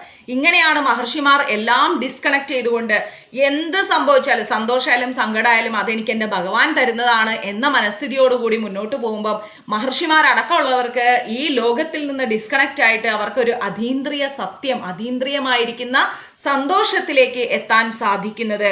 അങ്ങയുടെ പാദപത്മങ്ങളാകുന്ന തോണിയുടെ സഹായത്തോടെ അജ്ഞാനമാകുന്ന മഹാസാഗരത്തിന്റെ മറുകര പറ്റിയ പുണ്യാത്മാക്കള്, അല്ലെ? ഒരുപാട് പുണ്യാത്മാക്കള് ഈ ഒരു സാഗരത്തിന്റെ മറുകര കടന്നിട്ടുണ്ട്. ഈ ഒരു ദുരിതം പിടിച്ച ജീവിതത്തിൽ നിന്ന് മോക്ഷം ലഭിക്കാൻ ഭഗവാനാകുന്ന ആ പരമസത്യത്തിന്റെ പാദങ്ങളെയാണ് മഹർഷിമാർ ആശ്രയിച്ചിരിക്കുന്നത്. ആ തോണി അവിടെ നിന്ന് മാറ്റിയിട്ടില്ല എന്നാ പറയണത്. ഇപ്പോഴും അത് ആ കരയിൽ തന്നെയുണ്ട് എന്ന് ദേവന്മാര് പറയുന്നു. ദേവന്മാർ ഇവിടെ ഒന്നാന്തരം ഒരു ഉപമയാണ് പറഞ്ഞിരിക്കുന്നത്. എന്താണ്? നദിക്ക് അക്കരെ കടക്കാൻ ഉപയോഗിക്കുന്ന തോണി കടക്കുന്ന ആളോടൊപ്പം മറുകരയിലേക്ക് കടക്കുമെന്ന് പറയേണ്ടതില്ലല്ലോ അല്ലെ. നമ്മളിപ്പോ ഒരു തോണി എടുത്തിട്ട് ഇങ്ങനെ അപ്പുറത്തൊരു കരയിലേക്ക് പോവാണ്, അപ്പൊ നമ്മളെ കൂടെ ആ തോണിയും വരുന്നുണ്ടല്ലോ. അപ്പോ തന്നെ ലക്ഷ്യപ്രാപ്തിക്ക് ശേഷം അതേ തോണി ഇക്കരെ നിൽക്കുന്നവർക്ക് എങ്ങനെ ലക്ഷ്യമാകും? അതായത് ആ തോണി അവിടെ ഉണ്ടെങ്കിൽ ഇക്കരെ നിൽക്കുന്നവർക്ക് അങ്ങനെയാണ് ആ തോണിയിലേക്ക് കയറാൻ പറ്റുക. അവരെങ്ങനെയാണ് ലക്ഷ്യമാക്കുന്നത്? ഈ സംശയത്തിന് ഒരു നിവർത്തി വരാനാണ് ആ തോണി എടുത്തു മാറ്റിയിട്ടില്ല എന്ന് ഭക്തന്മാർ ദേവന്മാർ അവരുടെ പ്രാർത്ഥനയിൽ പറയുന്നത്. ഇപ്പോഴും ഇക്കരയിൽ തന്നെ നിൽക്കുന്ന ഭക്തജനങ്ങൾക്ക് ഭവസാഗരത്തിന് മറുകരയെത്താൻ കഴിയും. അതായത് ഉറപ്പായിട്ടും ഗുരുവായൂരപ്പന്റെ പാദങ്ങളിലേക്ക് നമുക്ക് എത്താൻ സാധിക്കുമെന്നാണ് ദേവന്മാർ ഇവിടെ പറയുന്നത്. യഥാർത്ഥ ഭക്തന്മാര് സ്വന്തം കാര്യം കഴിയുന്നതോടെ ഒരിക്കലും ആ തോണി എടുത്തു മാറ്റില്ല. അവരെന്താ ചെയ്യുക? യഥാർത്ഥ ഭക്തർ എന്താ ചെയ്യുക? ഭഗവാൻ എന്ന് പറയുന്ന പരമസത്യത്തിലേക്ക് നമ്മൾ ആശ്രയിച്ച് മുന്നോട്ട് പോകുമ്പോൾ ഒരു യഥാർത്ഥ ഭക്തി നേടുന്ന വ്യക്തികൾ ആ വഴി മറ്റുള്ളവർക്ക് കാണിച്ചു കൊടുക്കും. നിങ്ങൾ വരൂ, ഈ തോണിയിൽ കയറൂ, ഇതാണ് ഭവസാഗരം, ഇതാണ് ഭഗവാൻ എന്ന് പറയുന്ന സത്യം, ഈ സത്യത്തിലേക്ക് നിങ്ങൾ അടുക്കൂ, നിങ്ങളുടെ എല്ലാ പ്രശ്നങ്ങൾക്കും സമാധാനം കിട്ടും എന്ന് പറഞ്ഞുകൊണ്ട് യഥാർത്ഥ ഭക്തി പ്രാക്ടീസ് ചെയ്യുന്നവർ മറ്റുള്ളവരെയും കൂടെ ആ തോണിയിലേക്ക് വലിച്ചു കയറ്റുന്നതാണ് ഇവിടെ പറയുന്നത്. ഓക്കെ, അപ്പോ തോണിയെ സമീപിക്കുന്നതോടെ തന്നെ, അതായത് ഭഗവാനോട് അടുക്കുമ്പോൾ തന്നെ ഭൗതികമായ അജ്ഞാനത്തിന്റെ മഹാസാഗരം ഒരു കാലിക്കുളമ്പ് ചാലായി മാറിക്കഴിയുന്ന പറയുന്നത്. ഭഗവാനോട് അടുക്കുമ്പോൾ തന്നെ നമ്മുടെ നിരവധി പ്രശ്നങ്ങൾക്ക് ആശ്വാസം ഉണ്ടാവും. നമ്മൾ വിചാരിക്കും ഭഗവാനെ എനിക്ക് പ്രശ്നം കൂടുന്നു, ഒരിക്കലുമില്ല. നമ്മൾ വിചാരിക്കാത്ത കാര്യങ്ങൾ നമ്മുടെ ജീവിതത്തിൽ സംഭവിക്കുന്നുണ്ടെങ്കിൽ അതൊരിക്കലും പ്രശ്നം കൂടുന്നതല്ല, വലിയൊരു ആപത്തിനെ ഭഗവാൻ സിമ്പിളായിട്ട് എടുത്തു മാറ്റുന്നതാണ്. ഇപ്പൊ ശരീരത്തിൽ ഒരു മുഴ വന്നു കഴിഞ്ഞാൽ ഈശ്വര ആ മുഴ എങ്ങനെ സർജറി ചെയ്യാതെ പുറത്തേക്ക് എടുക്കും? നിർബന്ധമായിട്ടും സർജറി ചെയ്യണം. അപ്പൊ നമ്മൾ എന്താ പറയാ, അയ്യോ എന്റെ അവിടെ കീറി ഇവിടെ കീറി, അങ്ങനെ ഒന്നും ചിന്തിക്കേണ്ട. ഒരു വലിയ ആപത്തിനെയാണ് പുറത്തേക്ക് എടുത്ത് കളഞ്ഞിരിക്കുന്നത്. അതേപോലെ ജീവിതത്തിൽ ഭഗവാനോട് അടുക്കുന്ന സമയത്ത് എന്തെങ്കിലും ദുരിതങ്ങൾ വരികയാണെങ്കിൽ അത് ഭഗവാനോട് അടുത്തോണ്ട് വരുന്ന ദുരിതമല്ല, പിന്നെയോ വരാനിരിക്കുന്ന വലിയ ആപത്തിനെ ഭഗവാൻ നിഷ്പ്രയാസം എടുത്ത് മാറ്റിയതാണെന്ന് മനസ്സിലാക്കുക. അതുകൊണ്ട് ആ ഒരു ഭഗവാനെ അന്വേഷിച്ച് നമ്മൾ എപ്പോഴും പോകേണ്ടിയിരിക്കുന്നു. പുണ്യാത്മാക്കൾ എപ്പോഴും സകല ബന്ധാത്മാക്കളോടും കരുണയുള്ളവരാണ്. പുണ്യാത്മാക്കള് എപ്പോഴും സകല ബദ്ധാത്മാക്കളോടും, ഈ ലോകത്തിലിരിക്കുന്ന കഷ്ടപ്പാട് നിറഞ്ഞ ആൾക്കാരോട് എപ്പോഴും പുണ്യാത്മാക്കൾക്ക് ഒരു സിമ്പതി ഉണ്ട് പുണ്യാത്മാക്കൾക്ക്. ആയതിനാൽ ഭഗവാന്റെ പാതാരവിന്ദങ്ങളിലേക്ക് പുണ്യാത്മാക്കൾ എപ്പോഴും മറ്റുള്ളവരെ ഇങ്ങനെ കൊണ്ടുപോകാൻ ശ്രമിച്ചുകൊണ്ടേയിരിക്കും. ഭഗവാനുമായി അടുക്കുന്ന വ്യക്തികൾ ചിലപ്പോൾ ഭഗവാനിൽ നിന്ന് ദൂരേക്ക് പോകും. അവർക്ക് നിരവധി പ്രയാസങ്ങൾ അവർക്ക് ചുറ്റും വരുന്നതായിട്ട് അവർക്ക് ഫീൽ ചെയ്യും. അപ്പോൾ നമ്മൾ പറഞ്ഞു കൊടുക്കും, ഇതൊന്നും ചിന്തിക്കരുത്, എന്ത് പ്രശ്നം വന്നാലും അത് ഭഗവാന്റെ പാദങ്ങളിൽ ഏൽപ്പിക്കുക, എന്നിട്ട് ഭഗവാന്റെ സേവനത്തിന് ഇറങ്ങുക, ഭഗവാനെ കുറിച്ച് ചിന്തിക്കുക, ഭഗവാന്റെ കാര്യങ്ങൾ ചെയ്യുക, ഭഗവാന്റെ അടുത്തേക്ക് വാ വാ വാ എന്ന് പറഞ്ഞുകൊണ്ട് പുണ്യാത്മാക്കളാവുന്ന ഭക്തി പ്രാക്ടീസ് ചെയ്യുന്നവരെന്ത് ചെയ്യും? മറ്റുള്ളവരെ ബദ്ധാത്മാക്കളെ വിളിച്ചുകൊണ്ടേയിരിക്കും. നിങ്ങൾ ജപിക്കുക, വായിക്കുക, ഭഗവാന്റെ സേവനം ചെയ്യ്, ഭഗവാന് വേണ്ടി ജീവിക്കുക, ഭഗവാന്റെ കാര്യം പറഞ്ഞു കൊടുക്കുക, ഭഗവാന്റെ കാര്യം ചെയ്യുമെന്ന് പറഞ്ഞിട്ട് എപ്പോഴും ഇങ്ങനെ വലിച്ചുകൊണ്ടേയിരിക്കും ബദ്ധാത്മാക്കളെ, കുടുക്കി കിടക്കുന്ന ആത്മാക്കളെ. അങ്ങനെ പറയരുത്, ഇങ്ങനെ സംസാരിക്കരുത് എന്ന് പറഞ്ഞുകൊണ്ട് എപ്പോഴും ഭഗവാനിലേക്ക് അടുക്കാൻ ശ്രമിച്ചുകൊണ്ടേയിരിക്കും. ഏത് സമയത്തും അവയെ ധ്യാനിക്കാവുന്നതേ ഉള്ളൂ. എപ്പോഴും ഭഗവാനെ ധ്യാനിക്കാവുന്നതേ ഉള്ളൂ. അങ്ങനെ അവർ ഈ ദേവസാഗരത്തിന്റെ മറുകരയിലേക്ക് എത്തുന്നു. ഭഗവാന്റെ അടുത്തേക്ക് ഈ ബദ്ധാത്മാക്കളും എത്തുന്നു. ഭഗവത് പാതാരവിന്ദങ്ങളിൽ മനസ്സിനെ ഏകാഗ്രമായി നിർത്തുക എന്നുള്ള ധ്യാനം, ആ ധ്യാനം കൊണ്ട് നമ്മൾ അർത്ഥമാക്കേണ്ടത് ഭഗവാന്റെ തൃപ്പാദങ്ങളിൽ മനസ്സിനെ ഏകാഗ്രതയോടുകൂടി നിർത്തുക എന്നുള്ളതാണ്. നിരവധി ഭൗതിക പ്രശ്നങ്ങൾ ഉണ്ടാവും, അതൊന്നും ചിന്തിക്കേ ചെയ്യരുത്, ഒരിക്കലും ചിന്തിക്കരുത്. ലൈഫിൽ ഒരുപാട് പ്രശ്നങ്ങൾ ഉണ്ടാവും, അപ്പോഴും ഭഗവാന്റെ പാദങ്ങളിൽ നമ്മുടെ മനസ്സിനെ ഉറപ്പിച്ച് നിർത്തുക. പാതാരവിന്ദങ്ങൾ എന്നതിനർത്ഥം എന്താണ്? പരമാത്മാവ് തന്നെയാണ്. ഭഗവാന്റെ തൃപ്പാധാരവിന്ദങ്ങൾ എന്ന് പറഞ്ഞാല് സാക്ഷാൽ പരമാത്മാവിൽ തന്നെ നമ്മുടെ മനസ്സിനെ ഉറപ്പിച്ച് നിർത്തണം. എന്തും സംഭവിക്കട്ടെ, ജീവിതത്തിൽ ആര് വിട്ടുപോട്ടെ, ഭക്ഷണം ഇല്ലാതിരിക്കട്ടെ, ജോലി ഇല്ലാതിരിക്കട്ടെ, അല്ലെങ്കിൽ കൂടെയുള്ളവർ കുറ്റം പറയട്ടെ, മക്കൾ ഉപേക്ഷിക്കട്ടെ, ഭർത്താവ് ഉപേക്ഷിക്കട്ടെ, കൂട്ടുകാർ ഉപേക്ഷിക്കട്ടെ, ഇനി ശരീരത്തിൽ എന്തെങ്കിലും മഹാരോഗങ്ങൾ വരട്ടെ, എന്തും സംഭവിച്ചോട്ടെ, എന്തും നേരിടാൻ നമ്മൾ തയ്യാറാവുക. കാരണം എന്താ? നമ്മള് ശരീരമല്ല, ആത്മാവാണ്. ഈ ശരീരം ഇന്നല്ലെങ്കിൽ നാളെ നശിക്കാനുള്ളതാണ്, ഉറപ്പായിട്ടും നശിക്കും. നമുക്ക് ഉറപ്പ് പറയാൻ പറ്റില്ല നാളെ രാവിലെ നമ്മൾ ഉണ്ടാവുമെന്ന്. അപ്പോൾ ഉള്ള സമയം ഭഗവാന്റെ ആധാരവിന്ദങ്ങളിൽ മനസ്സിനെ ഉറപ്പിച്ചു നിർത്തുക.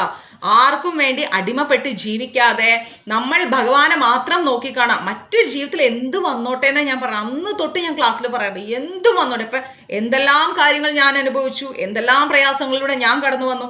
അവിടെ എവിടെയെങ്കിലും ഞാൻ ഭഗവാനെ ഉപേക്ഷിച്ചോ, ഭഗവാനെ കിച്ചൂട്ടം വേണ്ട അല്ലെങ്കിൽ ഇനി മഞ്ജരീസ് വേണ്ട എന്ന് ഞാൻ പറഞ്ഞിട്ടില്ല.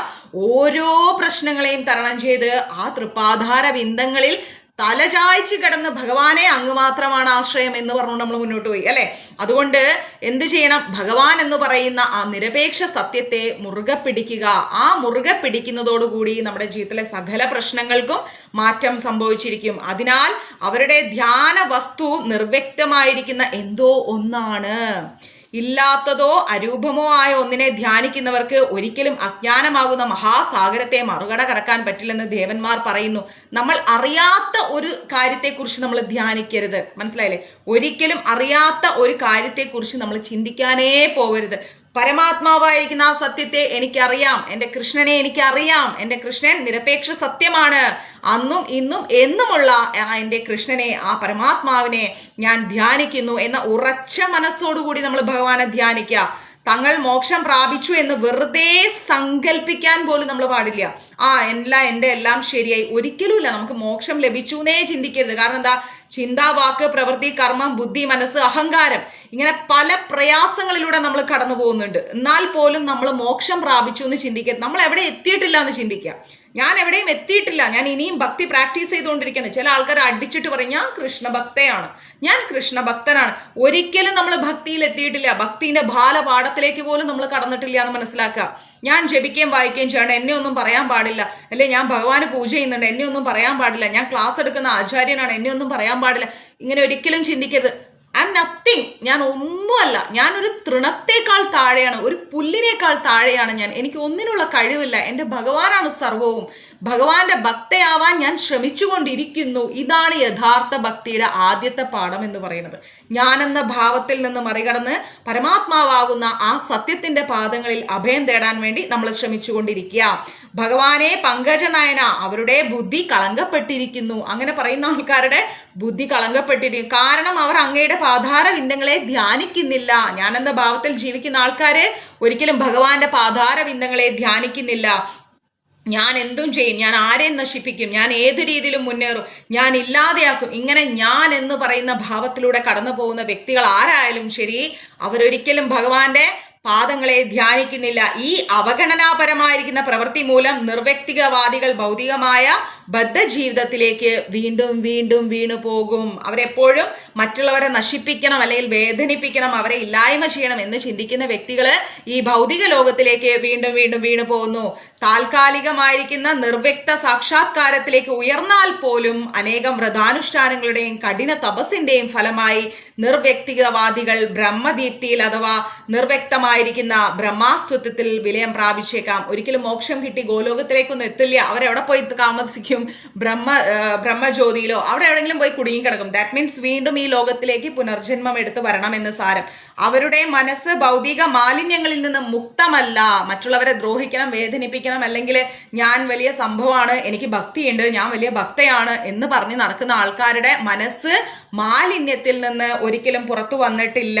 പിന്നെയോ ഭൗതികമായിരിക്കുന്ന ചിന്താഗതികളെ നിഷേധിക്കാനുള്ള ശ്രമം മാത്രമേ അവർ നടത്തിയിട്ടുള്ളൂ. അതുകൊണ്ട് അവർ വിമുക്തരായി എന്നൊരിക്കലും നമുക്ക് പറയാൻ കഴിയില്ല. അങ്ങനെ അവർക്ക് പതനം സംഭവിക്കുന്നു. ഭഗവാനെ അറിയാതെ ജീവിക്കുന്ന വ്യക്തികൾക്ക്, അഹങ്കാരബോധത്തോടു കൂടി ജീവിക്കുന്ന വ്യക്തികൾക്ക് നാശം സംഭവിക്കുന്നു. നിർവ്യക്തിഗതവാദികൾക്ക് ആത്യന്തിക ലക്ഷ്യത്തിലെത്താൻ എല്ലാ പരീക്ഷണങ്ങളും കഷ്ടപ്പാടുകളും നേരിടേണ്ടി വരുമെന്ന് ഭഗവത്ഗീതയിൽ പറയുന്നുണ്ട്. ഭഗവത്ഗീത ഭക്തിയുത സേവനം കൂടാതെ ഫലോദിഷ്ട കർമ്മത്തിൽ നിന്ന് മുക്തി സാധ്യമാവില്ലെന്ന് ശ്രീമദ് ഭാഗവതത്തിന്റെ തുടക്കത്തിലും പറയുന്നുണ്ട്. നമ്മൾ ഒരുപാട് കഷ്ടപ്പെട്ടാലേ ഭഗവാനിലേക്ക് എത്താൻ പറ്റൂ. പിന്നെയോ ഈ വസ്തുത ഭഗവത്ഗീതയിൽ ഭഗവാൻ കൃഷ്ണനും ശ്രീമദ് ഭാഗവതത്തിൽ നാരദ മഹർഷിയും പറഞ്ഞു തരുന്നുണ്ട്.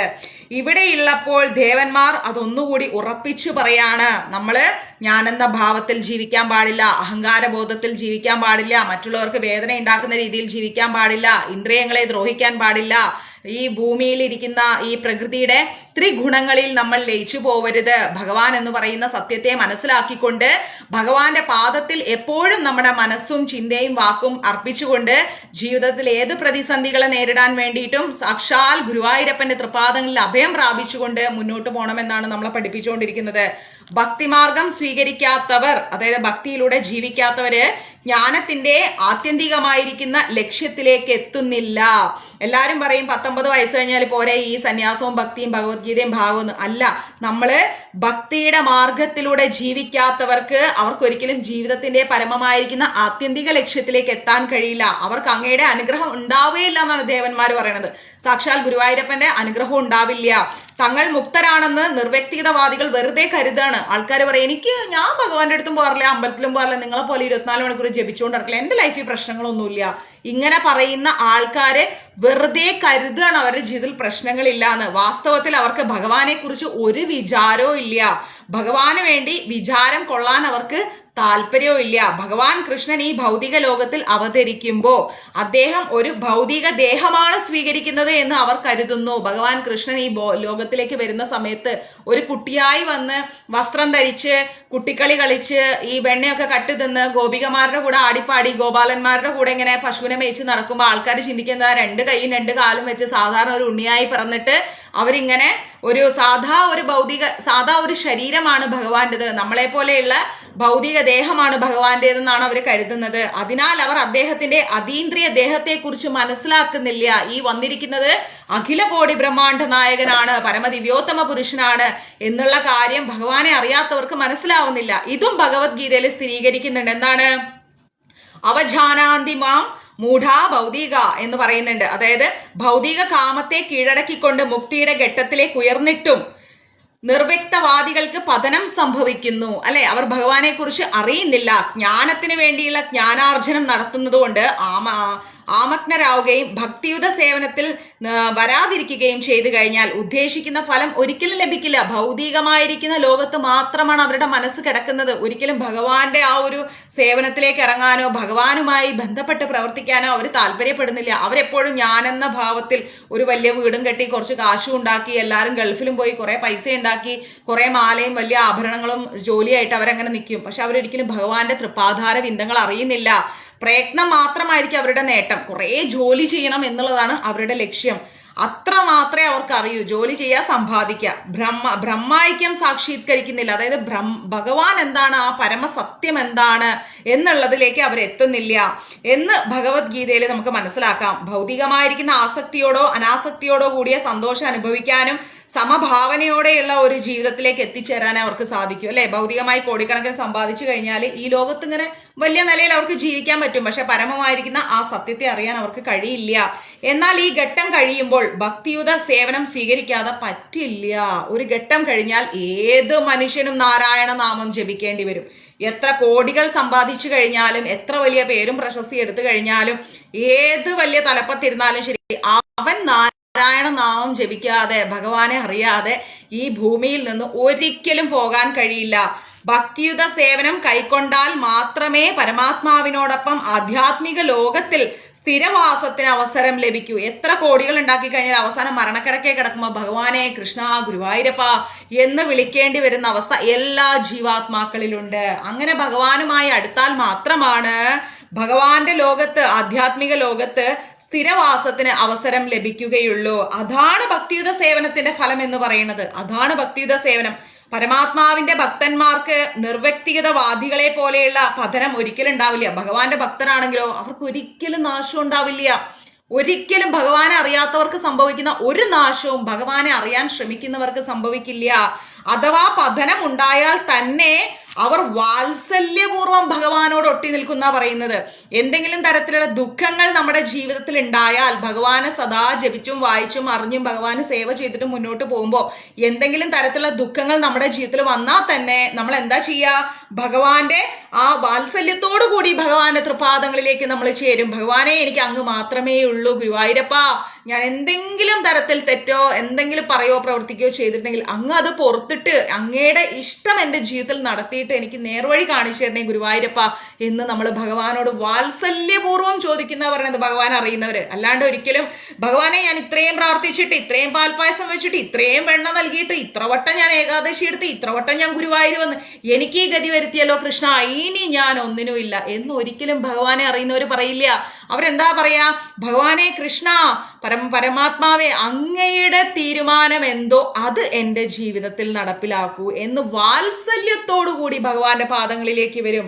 ഭക്തി സേവനത്തിന്റെ മാർഗത്തിൽ ഒരുപാട് തടസ്സങ്ങൾ ഉണ്ടാവും എന്ന് പറയുന്നു ശ്രീമദ് ഭാഗവതത്തിൽ. എന്നാൽ സ്വതന്ത്രമായി ഒരു ഭയപ്പാടും കൂടാതെ ഈ തടസ്സങ്ങളെ അതിജീവിക്കാനും അവർക്ക് സാധിക്കും.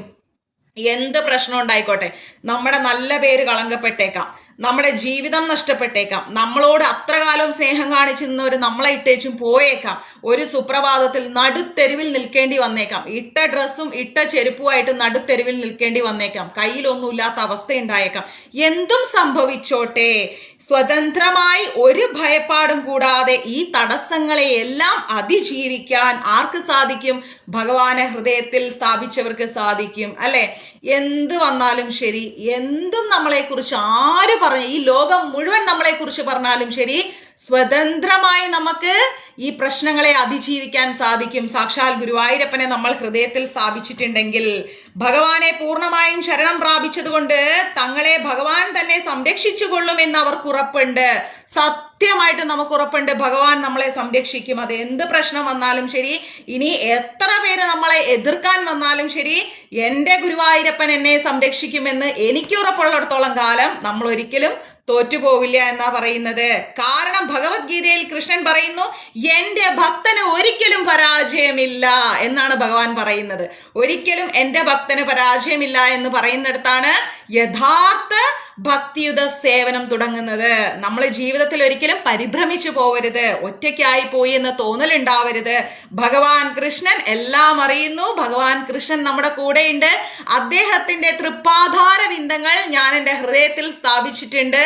ആ പാധാരവിന്ദങ്ങളാണ് എൻ്റെ ധ്യാനത്തിന്റെ പരമമായ ലക്ഷ്യം. അതുകൊണ്ട് ഞാൻ ഒരിക്കലും തളരില്ല എന്ന് ഭഗവാനെ സാക്ഷി നിർത്തി നമ്മൾ വിശ്വസിക്കാൻ തുടങ്ങുന്നിടത്താണ് യഥാർത്ഥ കൃഷ്ണാവബോധത്തിലേക്ക് നമ്മൾ മാറുന്നത്. പ്രിയപ്പെട്ട ഭഗവാനെ, അങ്ങ് സ്വന്തം മൂലരൂപത്തിൽ സത്വഗുണത്തിന്റെ സനാതന രൂപത്തിൽ ഈ ഭൗതിക ലോകത്തെ ജീവാത്മാക്കളുടെ മുഴുവൻ ക്ഷേമത്തിന് വേണ്ടി പ്രത്യക്ഷപ്പെടാൻ പോവാണ് അല്ലെ. ഭഗവാൻ ഈ ഒരു ഭൗതിക ലോകത്തില് മുഴുവൻ ജീവാത്മാക്കളുടെയും സംരക്ഷണത്തിന് വേണ്ടിയിട്ട് ഭഗവാൻ അവതരിക്കാൻ പോവാണ്. അങ്ങയുടെ ഈ അവതാരം എന്ന് പറയുന്നത് അത് ഉപയോഗപ്പെടുത്തി പരമാത്മാവിന്റെ രൂപവും ഭാവവും അവർക്കെല്ലാവർക്കും മനസ്സിലാക്കാൻ സാധിക്കുന്ന രീതിയിലാണ് ഭഗവാൻ അവതരിക്കാൻ പോകുന്നത്. 4 ആശ്രമങ്ങളുണ്ട് നമുക്കല്ലേ.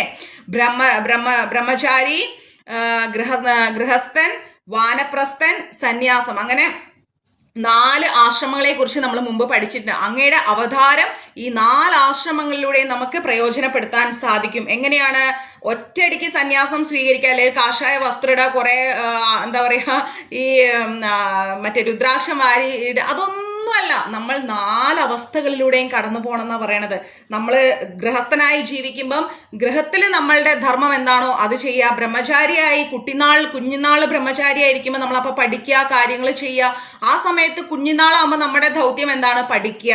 പിന്നെ നമ്മൾ വീട്ടിന് വേണ്ടിയിട്ട് ജോലി ചെയ്യുക. അത് കഴിഞ്ഞ് നമ്മൾ വാനപ്രസ്ഥം സ്വീകരിക്കുമ്പോൾ നമ്മൾ റിട്ടയർമെന്റ് ലൈഫ് അങ്ങനെ ഇരിക്കുക. പിന്നെ സന്യാസം സ്വീകരിക്കേണ്ട സമയം, അതായത് നമ്മൾ ഭഗവാനിലേക്ക് പൂർണ്ണമായി ലയിക്കേണ്ട സമയം. അങ്ങനെ 4 ആശ്രമങ്ങളിലൂടെയും ഒരു മനുഷ്യൻ കടന്നു പോകേണ്ട കാര്യം കൂടെ നമ്മൾ ഇവിടെ മനസ്സിലാക്കണം. പ്രിയപ്പെട്ട ഭഗവാനെ, ലക്ഷ്മി വല്ലഭ, അങ്ങയോട് ഒട്ടി നിൽക്കുന്ന ഭക്തന്മാർക്ക് അവരുടെ ഉന്നത വിധാനങ്ങളിൽ നിന്ന് നിർവ്യക്തിഗതവാദികളെ പോലെ പതനം സംഭവിക്കില്ല. ഒരിക്കലും ഭഗവാനോട് ഒട്ടി നിൽക്കുന്നവർക്ക്, ഭഗവാനെ സ്നേഹിച്ച് ഭഗവാനുമായി ആശ്രയത്തിൽ നിൽക്കുന്ന ഒരാൾക്ക് ഒരിക്കലും ഒരു നാശം ഉണ്ടാവില്ല. മോക്ഷമാർഗത്തിൽ എപ്പോഴും വിലങ്ങുതടിയായി നിൽക്കുന്ന മായയുടെ ശക്തിക്ക് മീതെ ചാടിക്കടക്കാൻ അങ്ങയുടെ സംരക്ഷണത്തിലുള്ളവർക്ക് നിഷ്പ്രയാസം സാധിക്കുന്ന പറയണത്. എത്ര വലിയ മായ നമ്മളെ പിടികൂടാൻ വന്നാലും ശരി, ഭഗവാനോട് ഒട്ടി നിൽക്കുന്ന ഒരു വ്യക്തിക്ക് ഈ മായയെ മറികടക്കാൻ നിഷ്പ്രയാസം സാധിക്കും. പ്രിയപ്പെട്ട ഭഗവാനെ, ജീവാത്മാക്കളുടെ നന്മയ്ക്ക് വേണ്ടി അങ്ങ് സ്വന്തം അതീന്ദ്രിയ രൂപത്തിൽ അവതരിക്കുകയാണ് അല്ലെ. നമ്മളെ പോലെയുള്ള ജീവാത്മാക്കളുടെ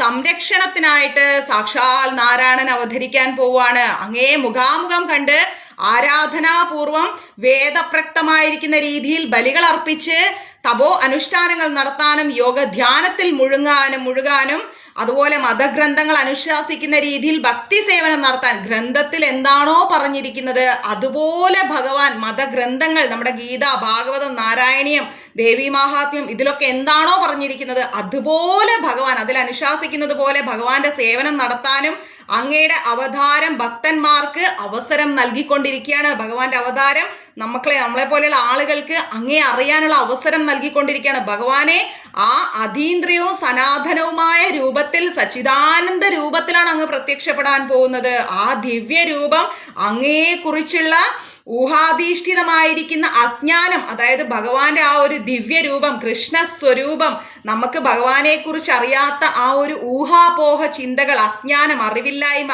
മുഴുവൻ ഇല്ലാണ്ടാക്കാൻ വേണ്ടിയിട്ടും കൂടിയാണ് ഭഗവാൻ അവതരിക്കാൻ പോകുന്നത്. അത് നമ്മുടെ ഗ്രന്ഥങ്ങളിലൂടെ നമ്മൾ പഠിച്ച് നമ്മൾ ഭഗവാനെ അർച്ചന ചെയ്യണം. ഓരോരുത്തരും അവരിലുള്ള ഭൗതിക പ്രകൃതിയുടെ ത്രിഗുണങ്ങൾ അനുസരിച്ച് അങ്ങയെക്കുറിച്ച് പല രീതിയിലുള്ള ഊഹപ്രസ്താവനകൾ നടത്തുന്നുള്ള കാര്യത്തിൽ ഒരു സംശയവും ഇല്ല എന്ന് ഇവിടെ ദേവന്മാർ പറയുന്നു.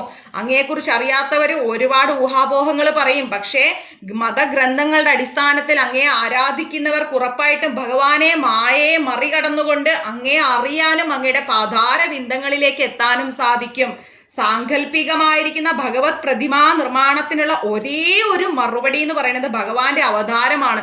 ഭഗവാൻ എങ്ങനെ ഇരിക്കുമെന്നറിയാതെ നമ്മൾ സങ്കല്പത്തിലൂടെ ഭഗവാന്റെ രൂപം ഉണ്ടാക്കിയെടുത്ത് അങ്ങനെയുള്ള ഒരു പ്രതിമയെ നമ്മൾ വർഷിപ്പ് ചെയ്യുന്നതിനേക്കാൾ നല്ലതാണ് കൃഷ്ണ അങ്ങ് ഈ ഭൂമിയിൽ അവതരിക്കുന്നത്. അങ്ങയുടെ രൂപം എന്താണെന്ന് ഞങ്ങളെ പോലെയുള്ള ഭക്തന്മാർക്ക്, ഭക്തി പ്രാക്ടീസ് ചെയ്യുന്നവർക്ക് അല്ലെങ്കിൽ ജീവാത്മാക്കൾക്ക് അത് ഉപകാരപ്രദമാവുമെന്നാണ് ദേവന്മാർ പറയുന്നത്.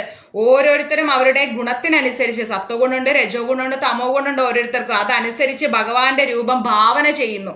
ഇപ്പൊ സത്വഗുണത്തിലുള്ളവർ ഭഗവാൻ എപ്പോഴും സാത്വികമായിരിക്കുന്നതായിട്ട് ഭാവന ചെയ്യും. രജോ ഗുണത്തിലുള്ളവർക്ക് ഭഗവാൻ കുറച്ച് ശൂരമായിട്ടുള്ള സ്വഭാവം, തമോ ഗുണത്തിലുള്ളെങ്കിൽ അടിച്ചാൽ അടി, വെട്ടിയാ വെട്ട, ആ രൂപത്തിൽ. അങ്ങനെ ഓരോരുത്തരും ഓരോ രൂപത്തിൽ ഭഗവാനെ ഇങ്ങനെ മനസ്സിൽ സങ്കല്പിക്കും. ഏറ്റവും പ്രായം ചെന്ന വ്യക്തി, ആദിമ വ്യക്തി ഭഗവാനാണെന്ന് ബ്രഹ്മസംഹിതയിൽ പറയുന്നുണ്ട് അല്ലെ. അതുകൊണ്ട് തന്നെ ഒരു വിഭാഗം മതവാദികൾ എന്താ പറയുന്നത്, ഭഗവാൻ പടുവൃദ്ധനായിരിക്കുമെന്ന് ബ്രഹ്മസംഹിതയിൽ പറയുന്നു. ഭഗവാൻ പ്രപിതാമഹനാണ്, ഏറ്റവും പ്രായം കൂടിയ വ്യക്തി ഭഗവാനാണെന്ന്. അപ്പോൾ ചില വ്യക്തികൾ പറയുന്ന, ചില മതവാദികൾ പറയും ഭഗവാൻ അപ്പൊ ഏറ്റവും പ്രായം കൂടിയതുകൊണ്ട് അദ്ദേഹം വാർദ്ധക്യത്തിൽ ഇരിക്കുന്ന ഒരു വൃദ്ധനാണെന്ന് പറയുന്നു. അതനുസരിച്ചുകൊണ്ട് അവരെന്ത് ചെയ്യും, ഭഗവാനെ ചിത്രീകരിക്കും ചില ആൾക്കാർ. എന്നാൽ അതേ സംഹിത ഇതിന് വിരുദ്ധമായിട്ട് പറയുന്നുണ്ട്. എന്താ പറയുന്നത്, ഏറ്റവും ആദിമനാണെങ്കിലും ഭഗവാൻ എന്നും നവയൗവനത്തോട് കൂടിയവനാണെന്ന് അതേ സംഹിതയിൽ പറയുന്നുണ്ട്. വിജ്ഞാനം അജ്ഞാനവിത് അഭാർജനം എന്നാണ് ഇതേക്കുറിച്ച് ശ്രീമദ് ഭാഗവത്തിൽ പറയുന്നത്. വിജ്ഞാനം എന്നാൽ ഭഗവാനെ കുറിച്ചുള്ള സർവാതിശായിയായിരിക്കുന്ന അതീന്ദ്രിയ ജ്ഞാനം, ഭഗവാനെ കുറിച്ചുള്ള ആത്മജ്ഞാനം, ഏറ്റവും നന്നായിട്ട് അറിയുന്ന ജ്ഞാനം. വിജ്ഞാനം എന്നാൽ അനുഭവജ്ഞാനവും കൂടിയാണ്. ഭഗവാനെ കുറിച്ച് നമുക്ക് കൂടുതൽ അറിയുന്ന ആ അനുഭവജ്ഞാനവും കൂടിയാണ്. അതീന്ദ്രിയ ജ്ഞാനം ശിഷ്യാപരമ്പരാ പ്രക്രിയയിലൂടെയാണ് നേടേണ്ടത്. അതായത് ഒരു ഗുരു ശിഷ്യ പരമ്പരയുണ്ട് നമുക്ക് അല്ലെ, എല്ലാവർക്കും അറിയാം. ഗുരു ശിഷ്യ പരമ്പരയിലേക്ക് നമ്മൾ പോവുകയാണെങ്കിൽ, ഫോർ എക്സാമ്പിൾ നമ്മുടെ ഇസ്കോണിലേക്ക് എടുക്കുകയാണെങ്കിൽ ശ്രീല പ്രഭുപാജി, ജയപദ ഗുരു മഹാരാജ്, അങ്ങനെ ഒരു ഗുരുശിഷ്യ പരമ്പരയിലൂടെ നമ്മൾ അറിയുന്നുണ്ട്. അങ്ങനെ അറിയുമ്പോഴാണ് ഭഗവാനെ കുറിച്ച് നമുക്ക് ആത്യന്തികമായിട്ട് കൂടുതൽ അറിയാൻ സാധിക്കുന്നത്. ബ്രഹ്മാവ് ബ്രഹ്മസംഹിതയിലൂടെ കൃഷ്ണജ്ഞാനം പകർന്നു തന്നതുപോലെ ബ്രഹ്മാവ് ബ്രഹ്മസംഹിതയിലൂടെയാണ് ഭഗവാൻ കൃഷ്ണനെ കുറിച്ചുള്ള അറിവ് പറഞ്ഞു തന്നതുപോലെ ബ്രഹ്മാവിന് അതീന്ദ്രിയ അനുഭവത്തിലൂടെ ലഭിച്ച കൃഷ്ണജ്ഞാനമാണ് ബ്രഹ്മസംഹിത. എന്താണ് ബ്രഹ്മസംഹിത എന്ന് ചോദിച്ചു കഴിഞ്ഞാൽ ഒറ്റ വാക്കിൽ ഉത്തരം പറയാം. ബ്രഹ്മാവിന് അതീന്ദ്രിയമായിരിക്കുന്ന അനുഭവത്തിലൂടെ ലഭിച്ച കൃഷ്ണജ്ഞാനം, ബ്രഹ്മാവിന് അതീന്ദ്രിയമായിരിക്കുന്ന അനുഭവത്തിലൂടെ ലഭിച്ച കൃഷ്ണനെ കുറിച്ചുള്ള ജ്ഞാനമാണ് ബ്രഹ്മസംഹിത. ആ വഴിക്കാണ് അദ്ദേഹം എന്ത് ചെയ്തത്, അതീന്ദ്രിയമായിരിക്കുന്ന ധാമത്തിലെ കൃഷ്ണന്റെ രൂപവും ലീലകളും അവതരിപ്പിക്കുന്നത്. ഭഗവാൻ എങ്ങനെയാണ് ലീലകൾ അവതരിപ്പിക്കുന്നത്, എങ്ങനെയാണ് ഭഗവാന്റെ രൂപം എന്നൊക്കെ ബ്രഹ്മദേവൻ ബ്രഹ്മസംഹിതയിലൂടെ നമുക്ക് പറഞ്ഞു തന്നത്. അദ്ദേഹത്തിന് എങ്ങനെ ലഭിച്ചു? അതീന്ദ്രിയമായ ജ്ഞാനത്തിലൂടെ ലഭിച്ച കൃഷ്ണന്റെ ജ്ഞാനമാണ് ബ്രഹ്മസംഹിത. അങ്ങനെയാണ് അദ്ദേഹം ഭഗവാന്റെ രൂപത്തെയും ഭാവത്തെയും കുറിച്ച് നമുക്ക് പറഞ്ഞിരുന്നത്. അപ്പൊ അജ്ഞാനബിദ് എന്നാൽ എല്ലാത്തരം ഊഹങ്ങളെയും നേരിടാൻ കഴിയുന്ന എന്നർത്ഥം. അജ്ഞാനം മൂലം ആളുകൾ ഭഗവാന്റെ രൂപം ഇങ്ങനെ അറിവില്ലാത്തത് കൊണ്ട് പല രീതിയിൽ ഭാവന ചെയ്യുന്നു ആളുകൾ. ഈ വ്യത്യസ്തമായിരിക്കുന്ന ഭാവന പ്രകാരം ചിലപ്പോൾ അവരുടെ നേട്ടത്തിൽ അല്ലെങ്കിൽ അവര് കാണുന്ന രൂപത്തിലൊക്കെ വലിയ അർത്ഥം ഉണ്ടാവില്ല. അവർ ഇങ്ങനെ പല രീതിയിൽ ഭഗവാനെ അറിയാത്തവര് പല രീതിയിൽ ഭഗവാനെ ഭാവന ചെയ്യും. അപ്പൊ അവർക്ക് കൃത്യമായിട്ടൊരു രൂപം മനസ്സിലാവില്ല. ചിലപ്പോ രൂപമുണ്ട്, എന്നാൽ ബ്രഹ്മസംഹിതയിൽ പറയുന്ന കൃഷ്ണൻ വിജ്ഞാനമാണ്. ബ്രഹ്മസംഹിതയിൽ ഭഗവാനെ കുറിച്ച് പറയുന്നത് ഭഗവാൻ പൂർണ്ണ ജ്ഞാനമാണ്. ബ്രഹ്മാവിൽ നിന്ന് ചൈതന്യ മഹാപ്രഭുവിന് ലഭിച്ച ശാസ്ത്രീയമായിരിക്കുന്ന അനുഭവിച്ചറിഞ്ഞിരിക്കുന്ന ഒരു വിജ്ഞാനമുണ്ട്. ആ ചൈതന്യ മഹാപ്രഭു മുതൽ തുടങ്ങുന്നതാണ് എന്ത്? നമ്മുടെ ഗുരുശിഷ്യ പരമ്പര, ഇസ്കോന്റെ ഗുരുശിഷ്യ പരമ്പര എന്ന് പറയുന്നത്. അതേക്കുറിച്ച് സംശയമേ ഇല്ല. അത് മനസ്സിലാക്കുക ആദ്യം. കൃഷ്ണന്റെ രൂപം, കൃഷ്ണന്റെ വേണു, കൃഷ്ണന്റെ വർണ്ണം എല്ലാം യഥാർത്ഥമാണ്. ഭഗവാന്റെ വേണു, രൂപം, വർണ്ണം ഇതെല്ലാം യാഥാർത്ഥ്യമാണ്. വിജ്ഞാനം എല്ലാ തരത്തിലുള്ള ഊഹാധിഷ്ഠിത ജ്ഞാനത്തെയും തകർക്കുമെന്നാണ് പറയുന്നത്.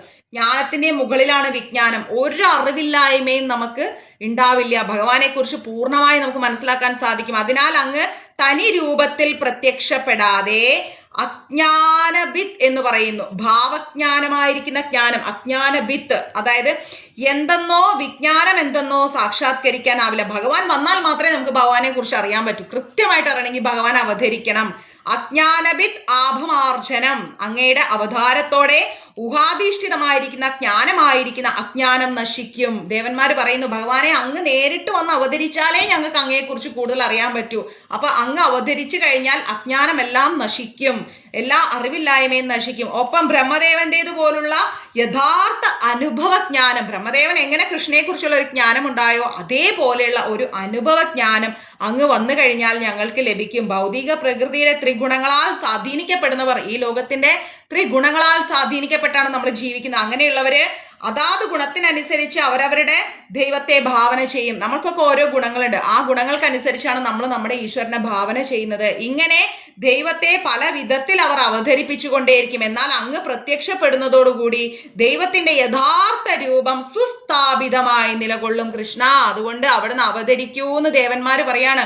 ബ്രഹ്മദേവൻ എങ്ങനെ ഒരു ജ്ഞാനം അങ്ങയിലൂടെ കിട്ടിയോ, അങ്ങയെക്കുറിച്ചുള്ള ഒരു ജ്ഞാനം, അതീന്ദ്രിയ ജ്ഞാനം ലഭിച്ചോ, അതുപോലെ അങ്ങ് വന്ന് ഭൂമിയിൽ അവതരിച്ചു കഴിഞ്ഞാൽ ഞങ്ങൾക്കും അങ്ങയെക്കുറിച്ച് നല്ലൊരു ജ്ഞാനം ലഭിക്കും. ഈശ്വരന്റെ അവതാരത്തിൽ അദ്ദേഹം സാത്വികമായിരിക്കുന്ന ദേവരൂപം കൈക്കൊള്ളുന്നു എന്ന ചിന്തയാണ് നിർവ്യക്തിതവാദികൾക്ക് പറ്റിയ ഏറ്റവും വലിയ അബദ്ധം എന്ന് പറയുന്നത്. വാസ്തവത്തിൽ ഏത് ഭൗതിക ആശയത്തിനും അപ്പുറം നിൽക്കുന്നതാണ് കൃഷ്ണന്റെ അല്ലെങ്കിൽ നാരായണന്റെ രൂപം എന്ന് പറയുന്നത്. ആ കൃഷ്ണന്റെ രൂപം എന്ന് പറഞ്ഞു കഴിഞ്ഞാൽ അത് കണ്ടു കഴിഞ്ഞാൽ പിന്നെ നമുക്കൊരിക്കലും മറ്റ് അജ്ഞാനങ്ങളൊന്നും തന്നെ നമ്മളിലേക്ക് വരില്ല. ആ കൃഷ്ണന്റെ രൂപം അതാണ് യഥാർത്ഥ സത്യം.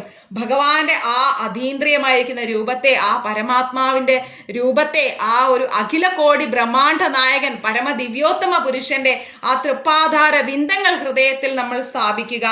രൂപം, നാരായണ രൂപം നമ്മൾ ഹൃദയത്തിൽ സ്ഥാപിക്കുക. പരമവ്യക്തമാണ്. കൃഷ്ണൻ ഇപ്പറഞ്ഞ ഭൗതിക സങ്കല്പത്തിനും ഉപരിയാണെന്ന് നിർവ്യക്തിഗതവാദികളാൽ സർവോന്നതമായിരിക്കുന്ന ശങ്കരാചാര്യർ പോലും സമ്മതിച്ചിട്ടുണ്ട്. ഭഗവാൻ പരമസത്യമാണെന്നുള്ള കാര്യം ആ ശങ്കരാചാര്യർ പോലും സമ്മതിച്ചിട്ടുണ്ട്. ശ്രീമദ് ഭാഗവതത്തിൽ ഇതിനെ ശുദ്ധസത്വം അഥവാ അതീന്ദ്രിയം എന്നാണ് പറയുന്നത്. ഭഗവാനെ ശ്രീമദ് ഭാഗവതത്തിൽ എന്താ പറയുന്നത്? ശുദ്ധസത്വം അല്ലെങ്കിൽ അതീന്ദ്രിയം എന്നാ പറയുന്നത്. ഭഗവാൻ ഭൗതികമായിരിക്കുന്ന സത്വഗുണത്തിന്റെ പരിധിയിൽ വരുന്നേയില്ല. ഭൗതികമായിരിക്കുന്ന സത്വഗുണത്തിലല്ല ഭഗവാൻ വരുന്നത്. പിന്നെയോ ഭൗതികമായിരിക്കുന്ന സത്വഗുണത്തിനും ഉപരിയാണ് അദ്ദേഹത്തിന്റെ അതീന്ദ്രിയമായിരിക്കുന്ന പരമാനന്ദത്തിന്റെയും ജ്ഞാനത്തിന്റെയും നിലയിൽ. ആ നിലയാണ് നമ്മൾ എന്തെന്ന് പറയുന്നത്? സച്ചിദാനന്ദ രൂപം എന്ന് പറയുന്നത്. മനസ്സിലായോ? ഈ ഭൗതിക ലോകത്തിലുള്ള സാത്വികതയല്ല ഭഗവാൻ, അതിൻ്റെ മുകളിലാണ് ആ ഭഗവാന്റെ അതീന്ദ്രിയമായിരിക്കുന്ന പരമാനന്ദത്തിന്റെ ജ്ഞാനത്തിന്റെ നില. ആ നിലയാണ് ശ്രീമദ് ഭാഗവതം സച്ചിദാനന്ദം എന്ന് വിളിക്കുന്നത്.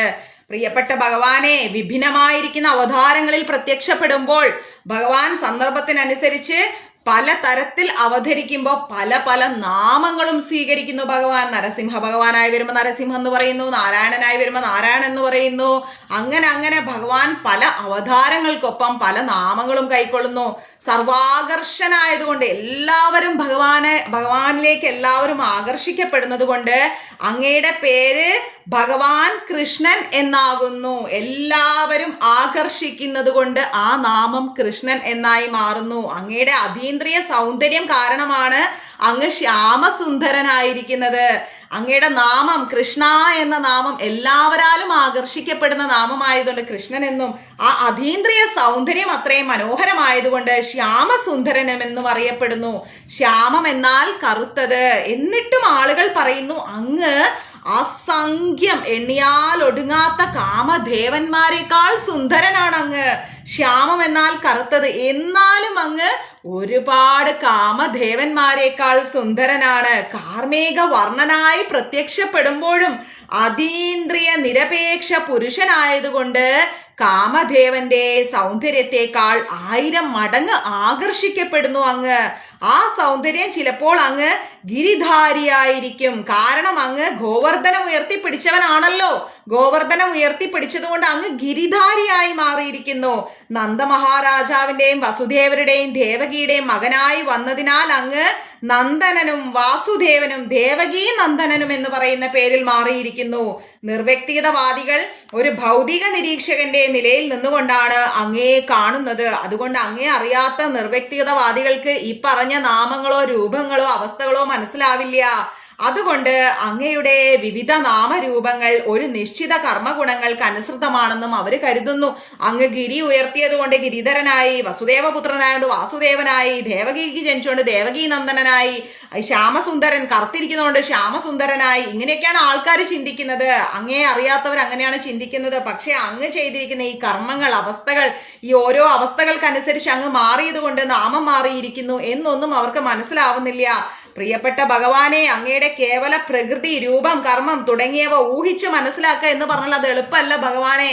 അങ്ങയുടെ ഒരു അവതാരങ്ങളും ഒരു നാമങ്ങളും ഊഹിച്ചാൽ കിട്ടില്ല. അങ്ങയെക്കുറിച്ച് അറിയാനുള്ള ശരിയായ മാർഗം എന്താണ് കൃഷ്ണൻ എന്നറിയാനുള്ള ശരിയായ മാർഗം എന്ന് പറഞ്ഞാൽ സ്വയം ഭക്തിയുത സേവനത്തിൽ നിരതമാവുക എന്നുള്ളതാണ്. ഭഗവാനെ, ഭക്തിയുത സേവനത്തിൽ വന്നു കഴിഞ്ഞാൽ മാത്രമേ അങ്ങയെക്കുറിച്ച് അറിയാൻ സാധിക്കൂ. അല്ലാതെ അങ്ങയെക്കുറിച്ച് ഒരിക്കലും മനസ്സിലാക്കാൻ കഴിയില്ല.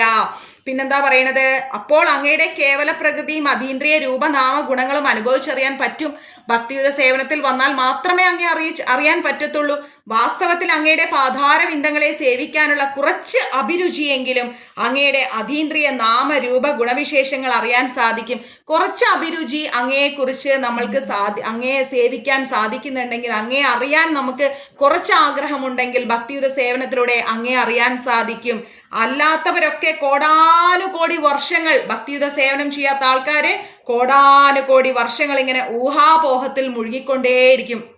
കൃഷ്ണനുണ്ടോ, കൃഷ്ണനില്ലേ, കൃഷ്ണൻ അത് ചെയ്യോ, കൃഷ്ണൻ ഇത് ചെയ്യോ, കൃഷ്ണൻ അങ്ങനെ ആക്കോ ഇങ്ങനെ ആക്കോ, കൃഷ്ണനോട് അടുത്ത ജീവിതം പോയി പോവും, കൃഷ്ണനോട് അടുത്ത ഇങ്ങനെയാവും, ഓടക്കുഴലിൽ വെച്ചാൽ പൈസ പോവും, ഇങ്ങനെ കുറേ ഊഹാപോഹങ്ങളിലൂടെ ആളുകൾ ജീവിച്ചുകൊണ്ടേയിരിക്കും. കൃഷ്ണ, എന്നാൽ അങ്ങയെ അറിയുന്നവർ, അങ്ങയെ അറിയാൻ ആഗ്രഹിക്കുന്നവർ ഭക്തിയുത സേവനത്തിലൂടെ കൃഷ്ണന്റെ സാമീപ്യം അടുത്തറിയും. അതുകൊണ്ട് തന്നെ അല്ലാത്തവർ കോടാനുകോടി വർഷങ്ങളാണ് ഊഹാപോഹങ്ങളിൽ മുഴുകിക്കഴിയുന്നത്. അങ്ങയുടെ യഥാർത്ഥ സ്ഥിതിയുടെ ഒരംശമെങ്കിലും മനസ്സിലാക്കാൻ ഒരിക്കലും ആളുകൾക്ക് കഴിയില്ല. ഭക്തിയുത സേവനം ചെയ്യുന്നവർക്ക് മാത്രമേ പറ്റൂ. മറ്റൊരു തരത്തിൽ പറഞ്ഞാൽ ഭക്തിഹീനർക്ക്, ഭക്തി ഇല്ലാത്തവർക്ക് ശ്രീകൃഷ്ണ പരമാത്മാവിനെ അറിയാൻ കഴിയില്ല. കാരണം കൃഷ്ണന്റെ യഥാർത്ഥ രൂപങ്ങളെ യോഗമായ മറച്ചു കളയുന്നു. ഭക്തി ഇല്ലാത്തവർക്ക് കൃഷ്ണ പരമാത്മാവിനെ അറിയാൻ കഴിയില്ല, യോഗമായ മറച്ചു കളയും. നാഹം പ്രകാശ സർവന്യ എന്ന് ഭഗവാൻ ഗീതയിൽ പറയുന്നുണ്ട്. എന്നാൽ ഞാൻ എല്ലാവർക്കും ദൃശ്യനല്ല. ഭഗവാൻ പറയുന്നു ഗീതയിൽ, ഞാൻ എല്ലാവർക്കും ദൃശ്യനല്ല. നാഹം പ്രകാശ സർവസ്യ എന്നാണ് ഭഗവാൻ പറയുന്നത്. ഞാൻ എല്ലാവർക്കും ദൃശ്യനല്ല.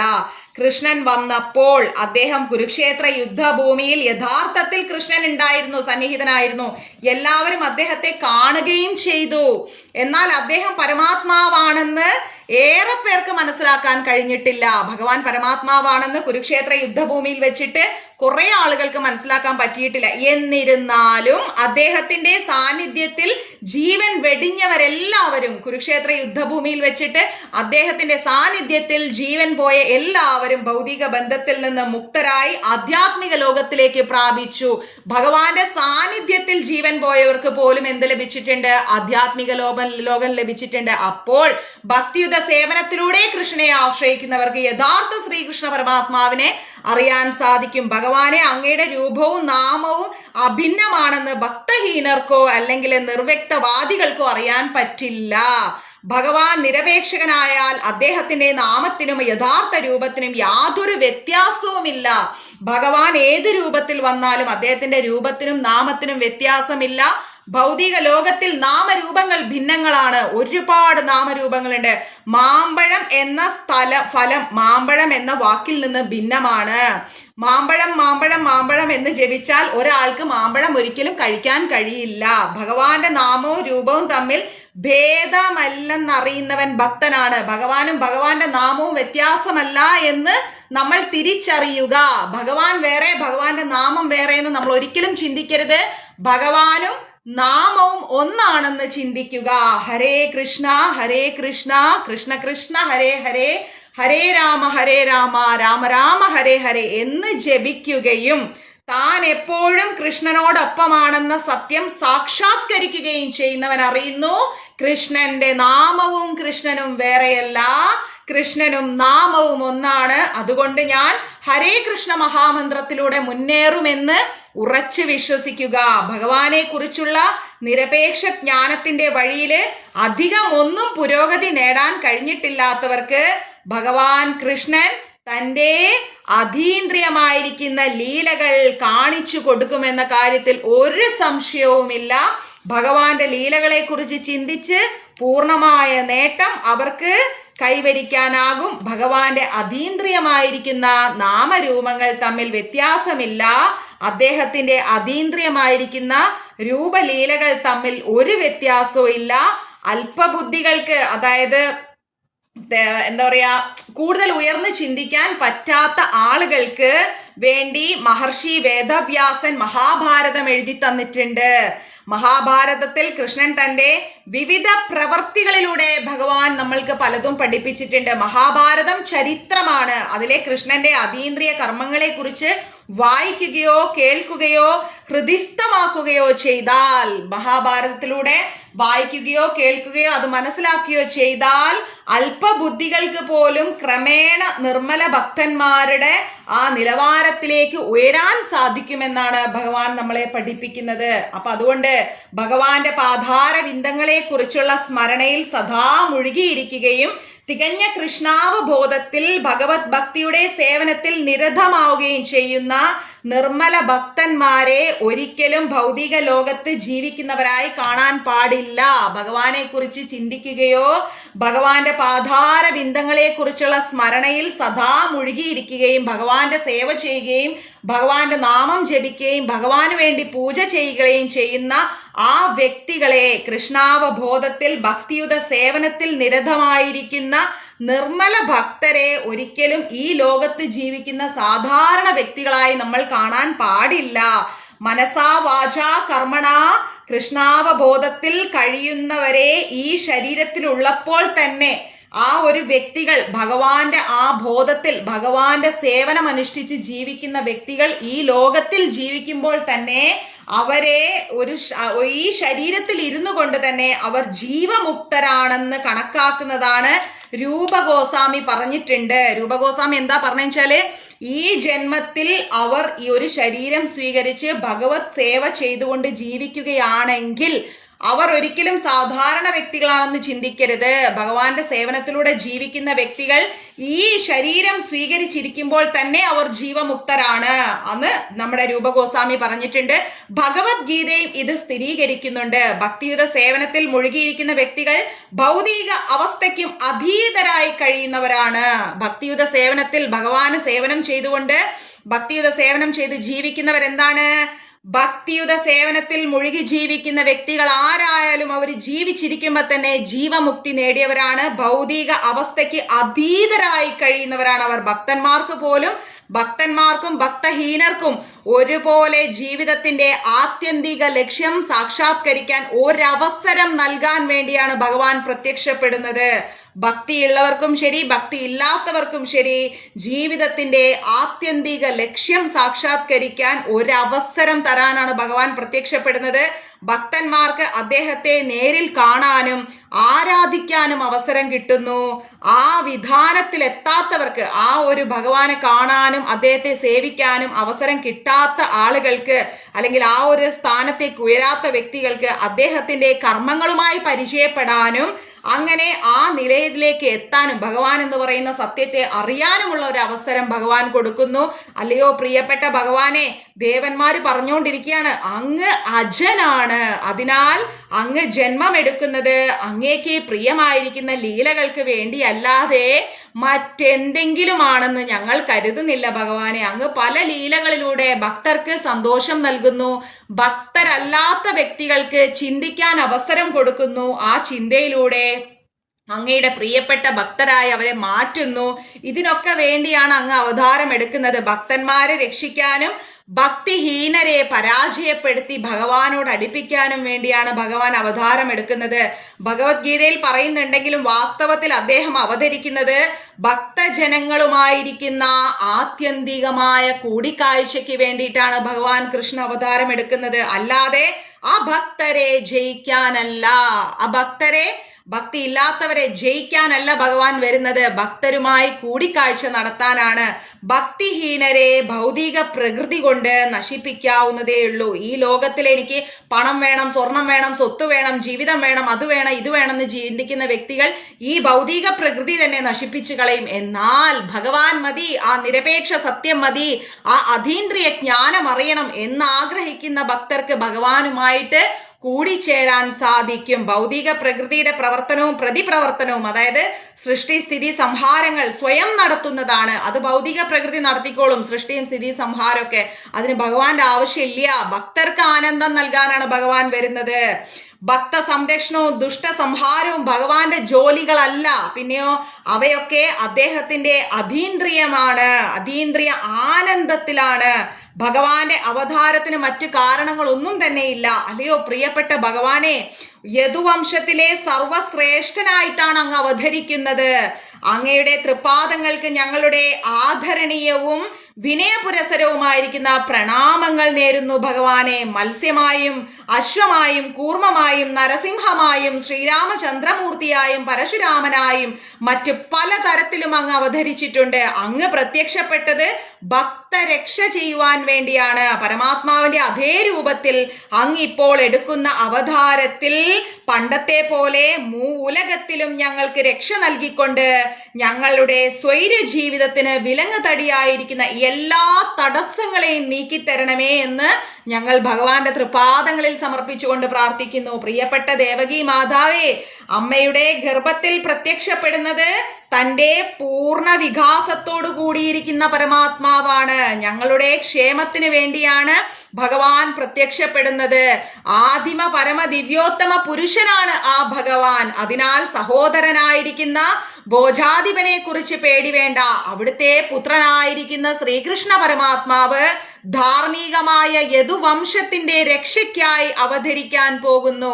അദ്ദേഹം ഒറ്റയ്ക്കല്ല അവതരിക്കുന്നത്, സ്വന്തം പൂർണ്ണ വികാസം തന്നെയായിരിക്കുന്ന ബലരാമനായിരിക്കുന്ന സംഘർഷണനുമൊത്താണ് അദ്ദേഹം അവതരിക്കുന്നത്.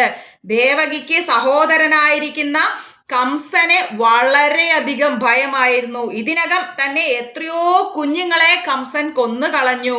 കൃഷ്ണനെ കുറിച്ച് എന്നും ദേവകി മാതാവിന് ഉത്കണ്ഠയായിരുന്നു. ആ സമയത്ത് എല്ലാ ദേവന്മാരും, കൃഷ്ണൻ അവതരിക്കുന്ന സമയത്ത് എല്ലാ ദേവന്മാരും തങ്ങളുടെ ഭാര്യമാരും ഒത്തുകൊണ്ട് ദേവകിയെ സന്ദർശിച്ച് പുത്രനായിരിക്കുന്ന കൃഷ്ണനെ കംസൻ വധിക്കുമെന്ന ഭയം വേണ്ട എന്ന് പറഞ്ഞ് ആശ്വസിപ്പിച്ചിട്ടുണ്ടായിരുന്നു എന്ന് വിഷ്ണു പുരാണത്തിൽ പറയുന്നുണ്ട്. ലോകത്തിന്റെ ഭാരം കുറയ്ക്കുന്നതിന് വേണ്ടി മാത്രമല്ല, പിന്നെയോ വിശേഷിച്ച് യദുവംശത്തിന്റെ താല്പര്യം സംരക്ഷിക്കാൻ കൂടിയാണ് ഭഗവാൻ വരുന്നത്.